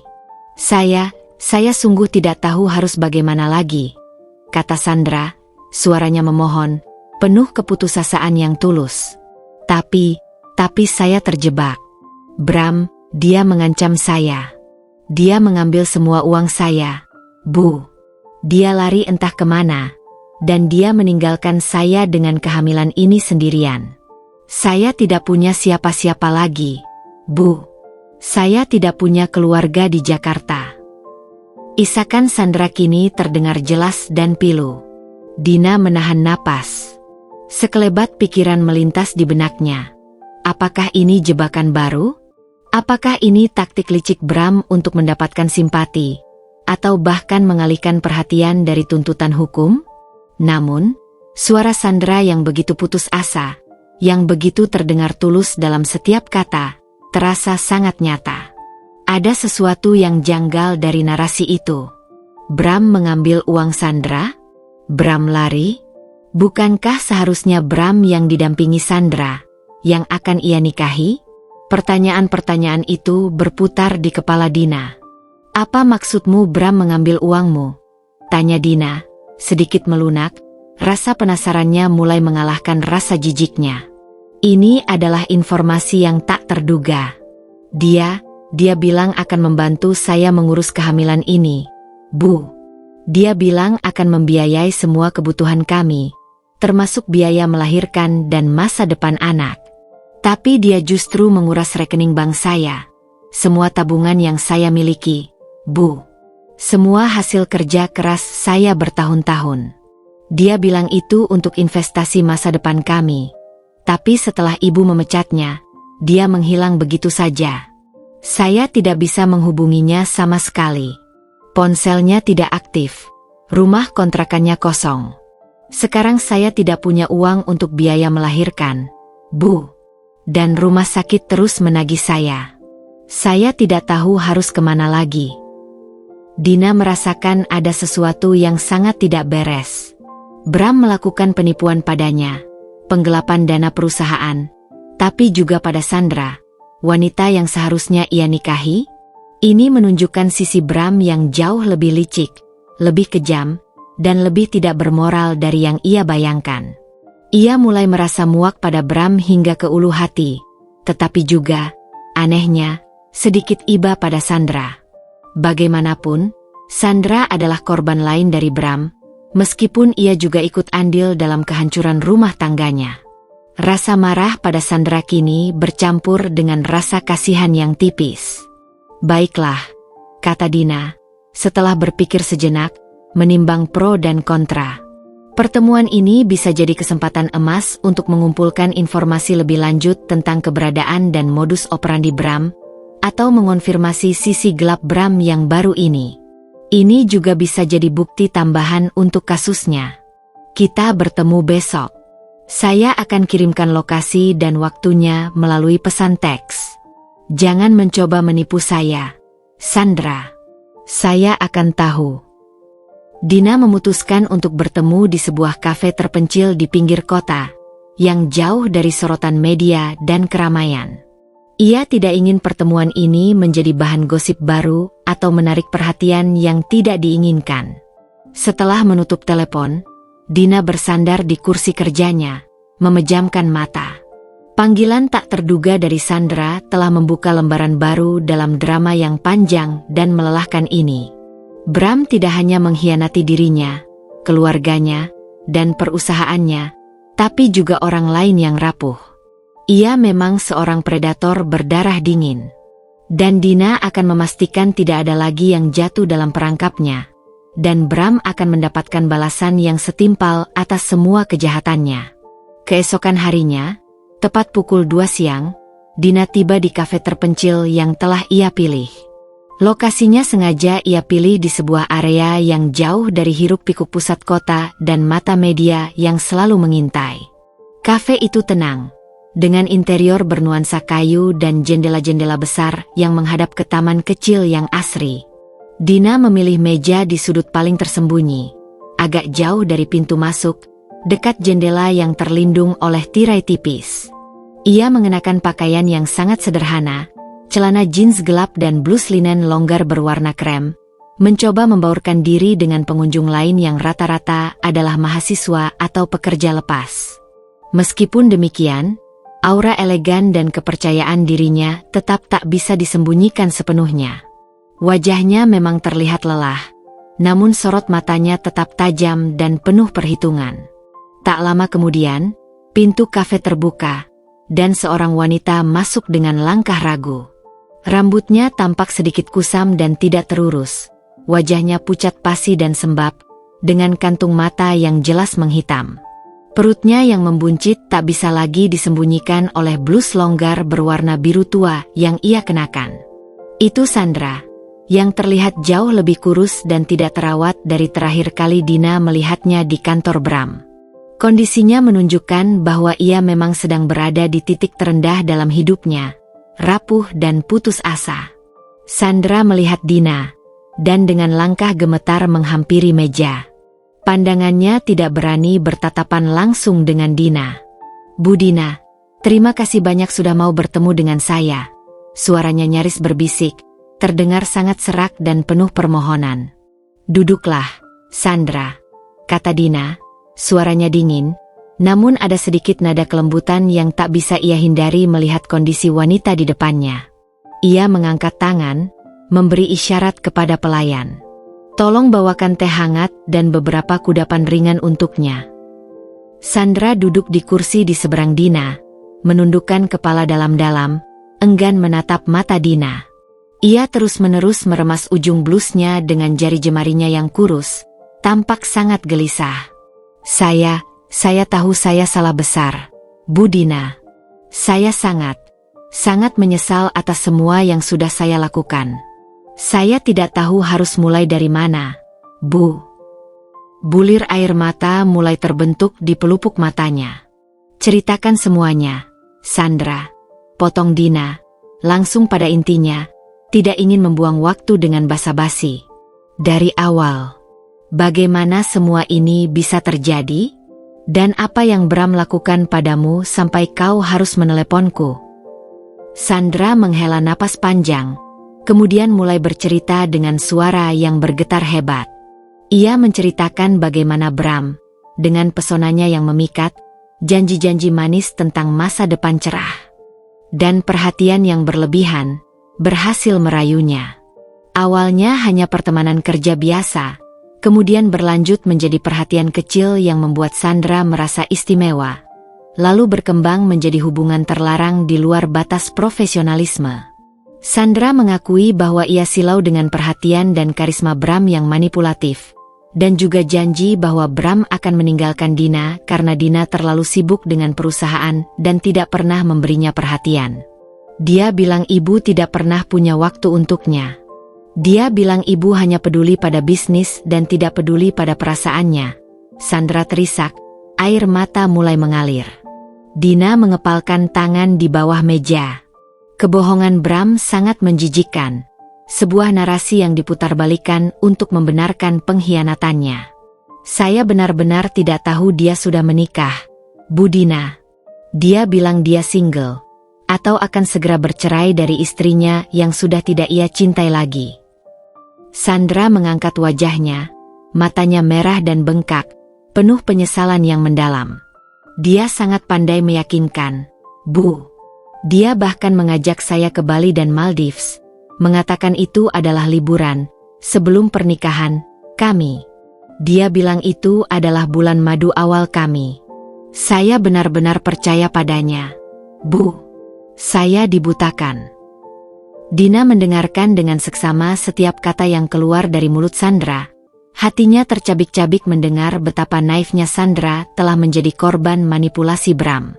Lalu bagaimana dia mengambil uangmu? Sandra menjelaskan bahwa Bram selalu mengarahkan dia untuk melakukan investasi palsu. Dia bilang itu untuk masa depan kami, Bu. Untuk biaya hidup kami setelah menikah, dan untuk masa depan anak ini. Dia bilang punya kenalan di bursa saham yang bisa melipat gandakan uang dengan sangat cepat dan aman. Saya percaya, Bu. Saya menyerahkan semua tabungan yang saya miliki padanya, bahkan meminjam dari keluarga dan teman-teman. Totalnya hampir 3 miliar rupiah, Bu Dina. Hasil kerja keras saya selama bertahun-tahun. Sandra kembali terisak. Suaranya putus asa. Dan dia juga berjanji akan mengurus semua biaya rumah sakit dan kebutuhan bayi kami. Tapi setelah kejadian di pesta itu, Bu Dina mengusirnya. Dia menghilang seperti ditelan bumi. Ponselnya tidak aktif. Rumah kontrakannya kosong. Saya tidak bisa menghubunginya sama sekali. Sekarang saya tidak punya uang sama sekali untuk biaya melahirkan, Bu. Dan rumah sakit terus menagih saya. Saya tidak tahu harus kemana lagi. Dina merasa mual hebat. Jadi Bram tidak hanya menipu dirinya dan perusahaannya dengan penggelapan dana, tapi juga menipu Sandra, wanita yang seharusnya ia nikahi dan bertanggung jawab atas kehamilannya. Ini adalah modus operandi yang sama, menggunakan pesonanya untuk memanipulasi dan mencuri. Bram adalah penipu ulung yang menggunakan pesonanya untuk mengambil keuntungan dari orang lain, baik secara emosional maupun finansial, tanpa belas kasihan. Ada lagi yang penting, Sandra? Tanya Dina, berusaha tetap tenang, fokus pada informasi yang krusial. Tentang keberadaan Bram, atau hal lain yang bisa membantu kami menangkapnya. Sandra mengangguk lemah, berusaha mengingat. Saya pernah mendengar dia bicara di telepon dengan seseorang. Dia menyebut tempat persembunyian di sebuah villa di puncak, katanya milik teman lamanya. Dia juga bicara tentang paspor palsu yang sedang diurus, dan rencana untuk menghilang sebentar jika keadaan memburuk. Dan ada beberapa nama yang sering dia sebut dalam percakapan.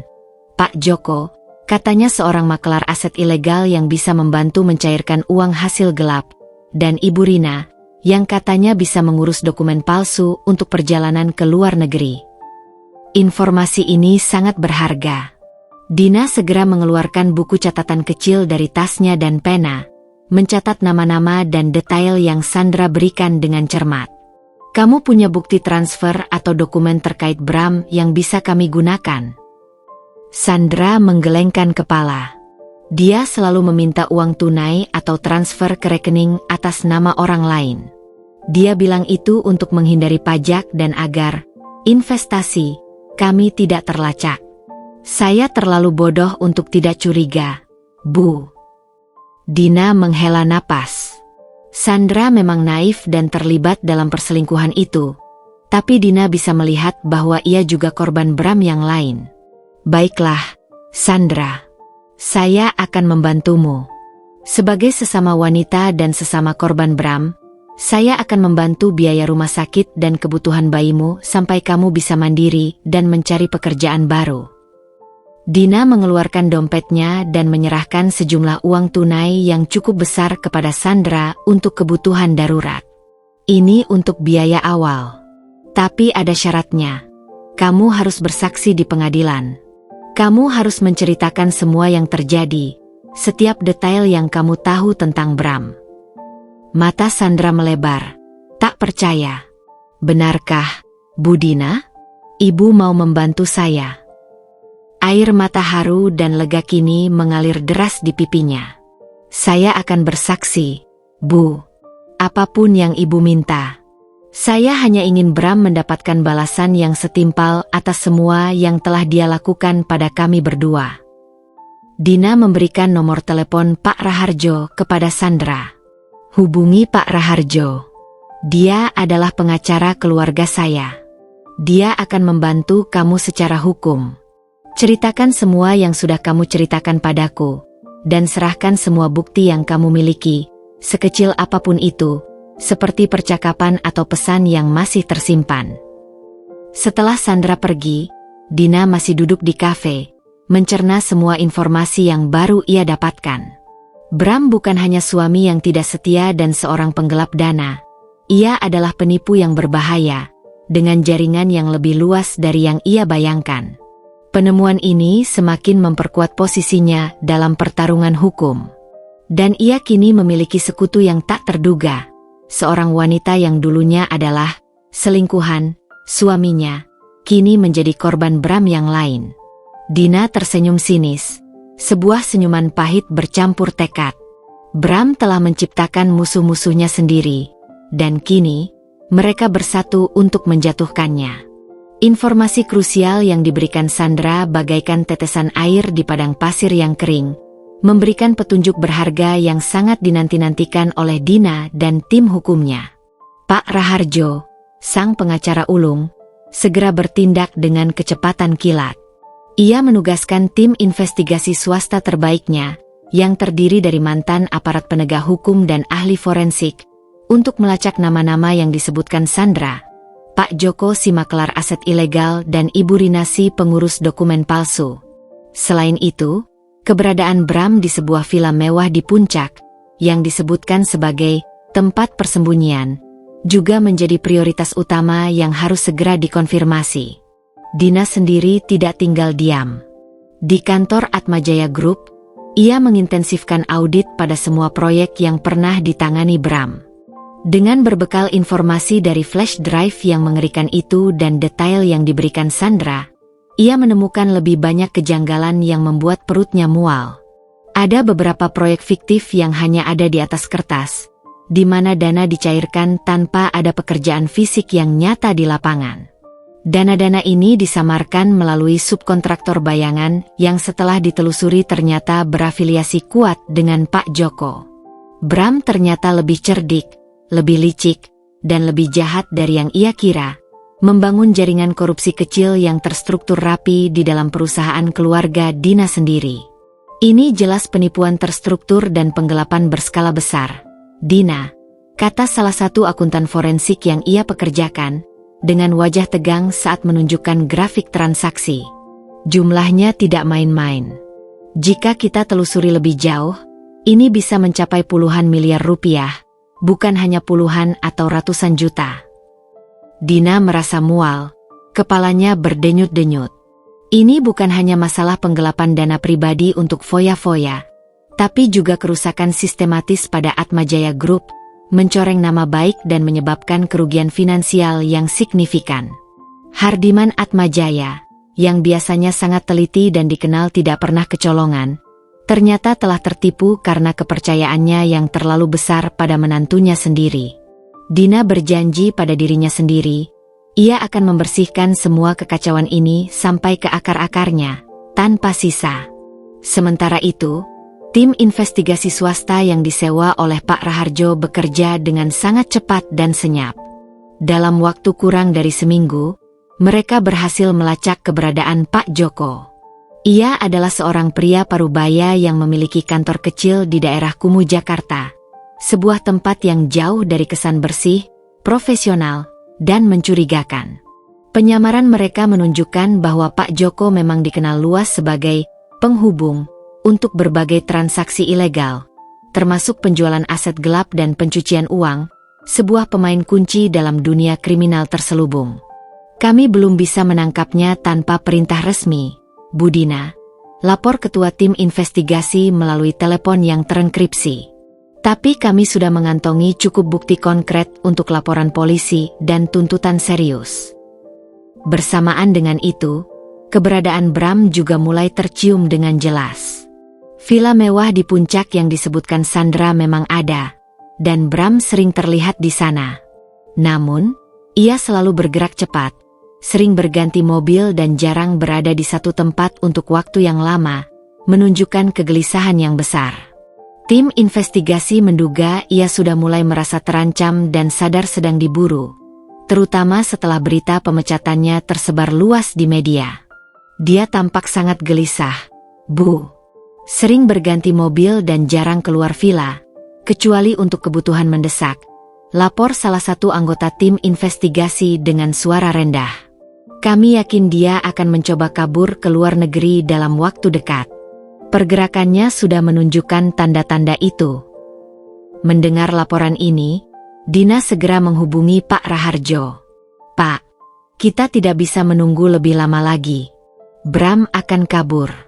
Kita harus bertindak sekarang, sebelum dia benar-benar menghilang. Pak Raharjo setuju tanpa ragu. Dengan bukti-bukti baru yang solid dari audit internal yang dilakukan Dina, informasi krusial dari Sandra, serta laporan awal yang kuat dari tim investigasi, mereka memiliki landasan yang sangat kokoh untuk bertindak. Pak Raharjo dan timnya segera mengajukan laporan polisi resmi dengan tuduhan berlapis, penggelapan dana perusahaan, penipuan, dan pencucian uang terhadap Bram, serta laporan terpisah untuk Pak Joko sebagai kaki tangannya. Mereka juga mengajukan permintaan penerbitan Red Notice ke Interpol, sebuah langkah antisipasi jika Bram berhasil lolos dari penangkapan di Indonesia dan kabur ke luar negeri. Surat perintah penangkapan untuk Bram, serta Pak Joko, segera diterbitkan dalam hitungan jam. Kepolisian bergerak cepat dan senyap. Malam itu juga, tim gabungan dari Kepolisian Sektor Puncak dan tim investigasi swasta yang disewa Dina mengepung villa mewah di Puncak. Operasi penangkapan berjalan dramatis di tengah gelapnya malam. Bram, yang mencoba melarikan diri melalui pintu belakang villa setelah menyadari kedatangan polisi, berhasil ditangkap setelah kejar-kejaran singkat yang menegangkan di area perkebunan. Ia ditemukan dengan tas berisi uang tunai dalam jumlah besar dan beberapa paspor palsu yang diduga baru saja diurus oleh Ibu Rina. Pada saat yang sama, tim lain juga berhasil menangkap Pak Joko di kantornya yang kumuh di Jakarta. Jaringan kejahatan yang dibangun Bram satu persatu mulai terurai, memperlihatkan betapa dalamnya ia terlibat dalam praktik ilegal. Pukul 2 dini hari, Dina menerima telepon dari Pak Raharjo. Dina, Bram sudah kami tangkap. Dia ada di kantor polisi sekarang, dalam proses interogasi. Pak Joko juga sudah diamankan. Dina menghela napas panjang. Sebuah beban berat yang selama ini menekan dadanya akhirnya terangkat. Ia tidak tidur malam itu, hanya duduk di tepi ranjang, memandang kegelapan di luar jendela. Ia menatap keluar jendela kamarnya. Malam itu, bukan hanya bintang yang bersinar terang, tapi juga cahaya keadilan yang mulai menampakkan sinarnya, mengusir kegelapan pengkhianatan. Permainan Bram telah berakhir, dan kini, ia akan menghadapi konsekuensi dari setiap perbuatannya. Pagi setelah penangkapan Bram terasa berbeda. Udara di Jakarta, yang biasanya terasa berat dan pengap oleh hiruk-pikuk kota, kini seolah terasa sedikit lebih ringan, tidak lagi mencekik oleh beban ketidakpastian yang selama ini menyelimuti Dina. Ada semacam kelegaan samar yang menyelimuti Dina, meskipun di balik itu semua, hatinya masih terasa berat, seolah baru saja melewati badai besar. Setelah mengantar Raya ke sekolah, ia berjanji akan pulang lebih awal untuk menemaninya. Dina langsung menuju kantor polisi didampingi oleh Pak Raharjo dan asistennya, Arya. Ia perlu melihat Bram, menghadapi pria yang telah menghancurkan hidupnya dan Raya secara langsung, menatap mata pengkhianat itu tanpa gentar. Kantor polisi di Jakarta Selatan itu ramai dengan aktivitas pagi. Bau disinfektan yang khas bercampur dengan aroma kopi pahit dan debu, menciptakan suasana yang suram. Dina berjalan dengan kepala tegak melewati lorong-lorong yang remang, tatapannya dingin dan fokus, seolah tak ada yang bisa menghentikannya. Ia tidak gentar, meskipun ia tahu konfrontasi ini akan menguras setiap tetes emosi dan kekuatannya. Mereka tiba di sebuah ruangan interogasi yang minim perabot, sebuah meja besi tua yang terpasang di lantai, 2 kursi logam yang dingin, dan sebuah kaca satu arah yang memisahkan mereka dari ruang pengawasan. Bram sudah duduk di sana, di balik meja, Pergelangan tangannya diborgol erat ke kursi. Wajahnya terlihat kusut, mata sembab dan cekung seperti orang yang tidak tidur berhari-hari. Dan rambutnya acak-acakan tak terurus. Noda kopi di kemejanya, yang kini kering dan menghitam, masih terlihat jelas, menjadi saksi bisu insiden memalukan di pesta ulang tahun raya. Ia tidak lagi tampak gagah, karismatik, atau percaya diri seperti yang Dina kenal, hanya seorang pria yang terpojok, terhina, dan dipenuhi ketakutan. Bram mengangkat kepala saat pintu terbuka dan Dina melangkah masuk. Matanya membelalak lebar, terkejut melihat kehadiran Dina. Ada campuran rasa takut yang mendalam, malu yang tak terkira, dan sedikit amarah yang terpancar dari sorot matanya yang keruh. "Dina, untuk apa kau di sini?" "Datang melihat bangkaiku." Suaranya serak dan parau, terdengar seperti bisikan yang nyaris tak terdengar. "Aku datang untuk melihatmu, Bram," jawab Dina.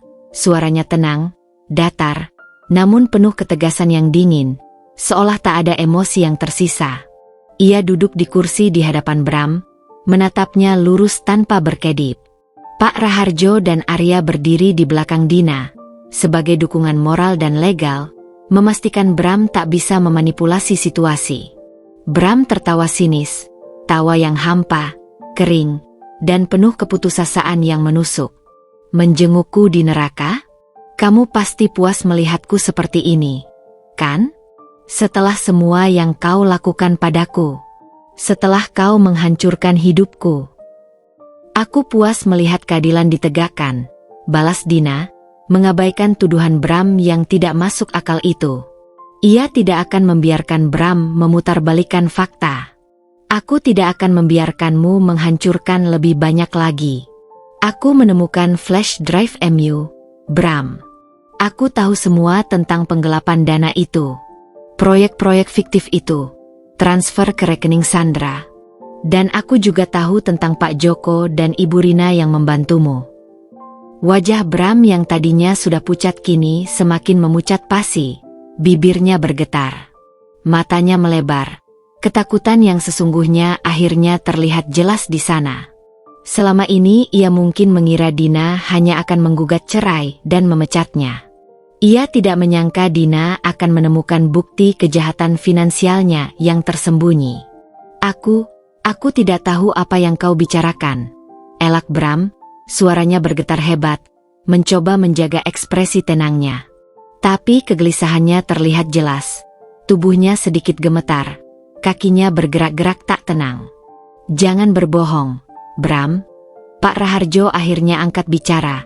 Suaranya tenang namun tajam, menusuk langsung ke inti. "Polisi sudah memiliki cukup bukti yang kuat dari hasil audit internal Atmajaya. Pak Joko juga sudah ditangkap dan mulai buka suara. Ibu Rina juga sedang dalam penyelidikan intensif. Semua jaring sudah tertutup rapat, Bram. Tidak ada jalan keluar untukmu." Mendengar nama Pak Joko dan Ibu Rina disebut, pertahanan Bram runtuh sepenuhnya. Ia menundukkan kepala, napasnya memburu, terdengar berat dan putus asa. Pundaknya merosot, seolah semua beban kejahatan yang selama ini ia sembunyikan tiba-tiba menjadi nyata, menimpanya dengan berat. "Sialan kalian semua," desisnya pelan. Sebuah kutukan yang nyaris tak terdengar.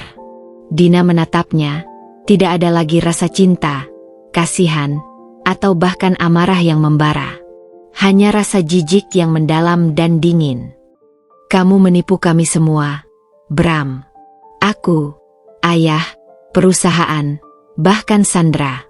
Wanita yang kau janjikan akan kau nikahi, yang kini sedang hamil anakmu, kau tipu dan kau tinggalkan tanpa uang sepeser pun. Kau buang dia seperti sampah." Bram mengangkat kepala, menatap Dina dengan tatapan kosong, matanya hampa.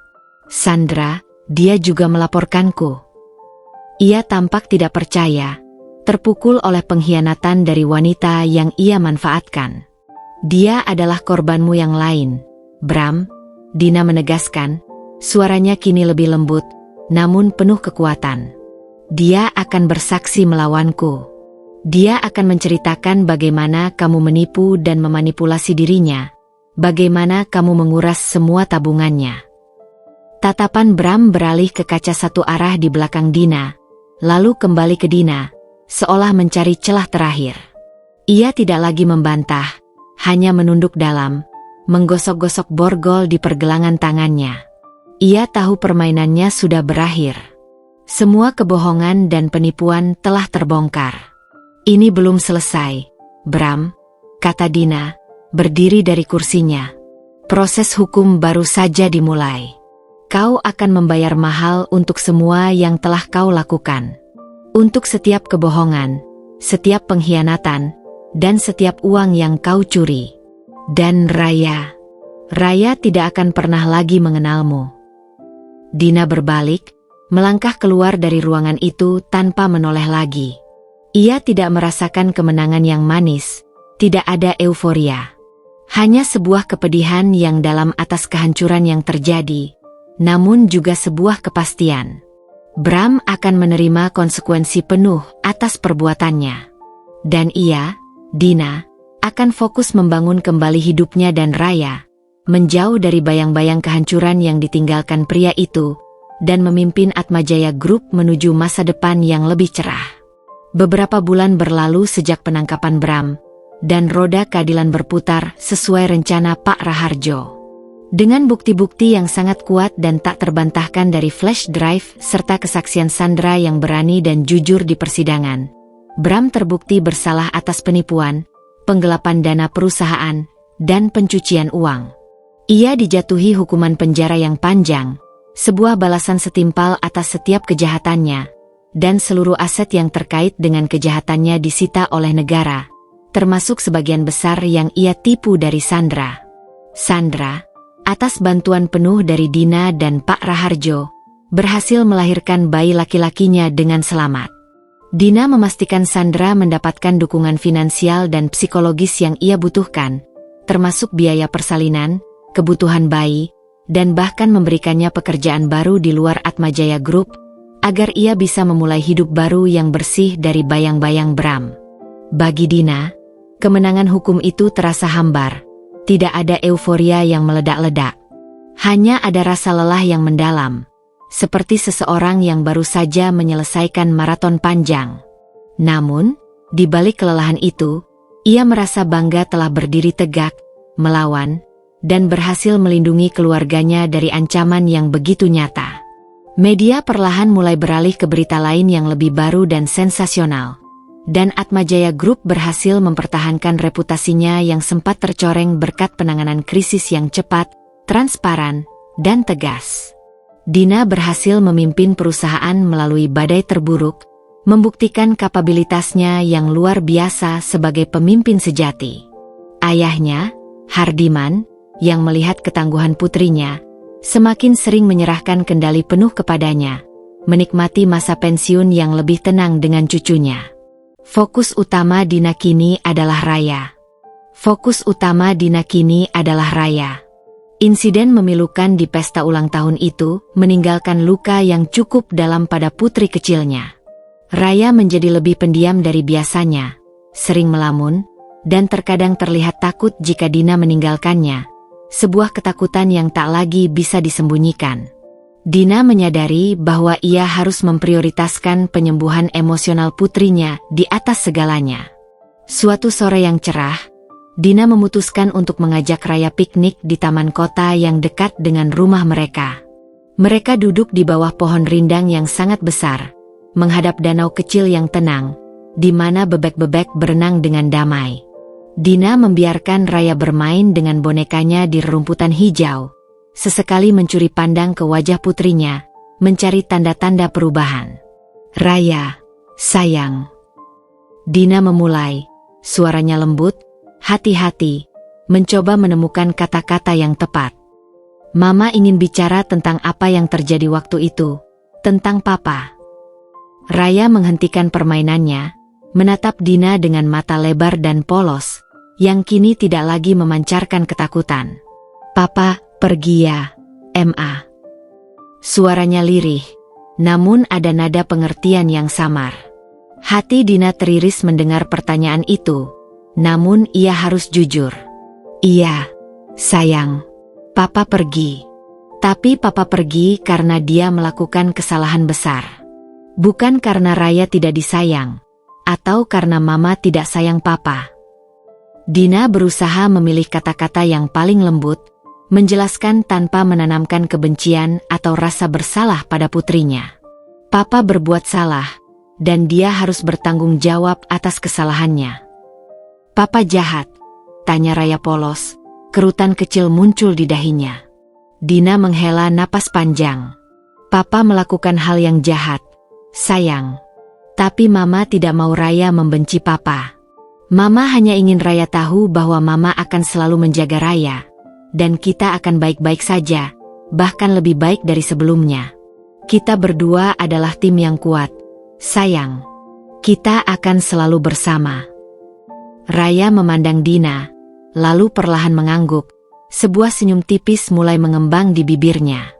Ia mungkin tidak sepenuhnya mengerti semua detail yang terjadi, tapi ia merasakan ketulusan dan cinta yang besar dari ibunya. Ia tahu ia aman. Mama tidak akan pergi juga, kan? Tanyanya lagi, kali ini dengan nada yang lebih yakin. Tidak, sayang. Mama tidak akan pernah pergi meninggalkan Raya. Dina memeluk putrinya erat, mendekapnya ke dalam pelukan hangatnya, mencium puncak kepalanya berkali-kali. Mama akan selalu ada di sini untuk Raya. Selalu. Selamanya. Sejak percakapan terbuka itu, Raya perlahan tapi pasti mulai menunjukkan perkembangan yang positif. Ia masih bertanya tentang Bram sesekali, namun pertanyaan-pertanyaannya tidak lagi dipenuhi ketakutan atau kesedihan yang mendalam. Dina juga secara rutin mengajaknya berkonsultasi dengan psikolog anak yang sangat membantu Raya memproses perasaannya dan mengatasi traumanya. Hubungan Dina dan Raya menjadi semakin erat, ikatan mereka tumbuh lebih kuat, lebih dalam, dan tak tergoyahkan dari sebelumnya.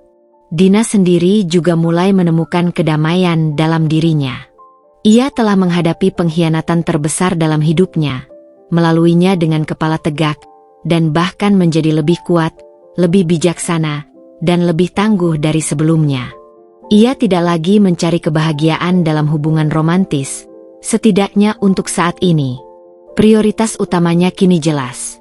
Raya, putrinya yang berharga, dan Atmajaya Group, warisan keluarganya yang harus ia jaga dan kembangkan. Suatu sore, saat Dina sedang berjalan pulang dari kantor, langkahnya terhenti di pinggir jalan.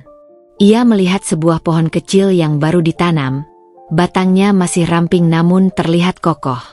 Daun-daunnya masih muda dan hijau terang, bergerak lembut ditiup angin sore.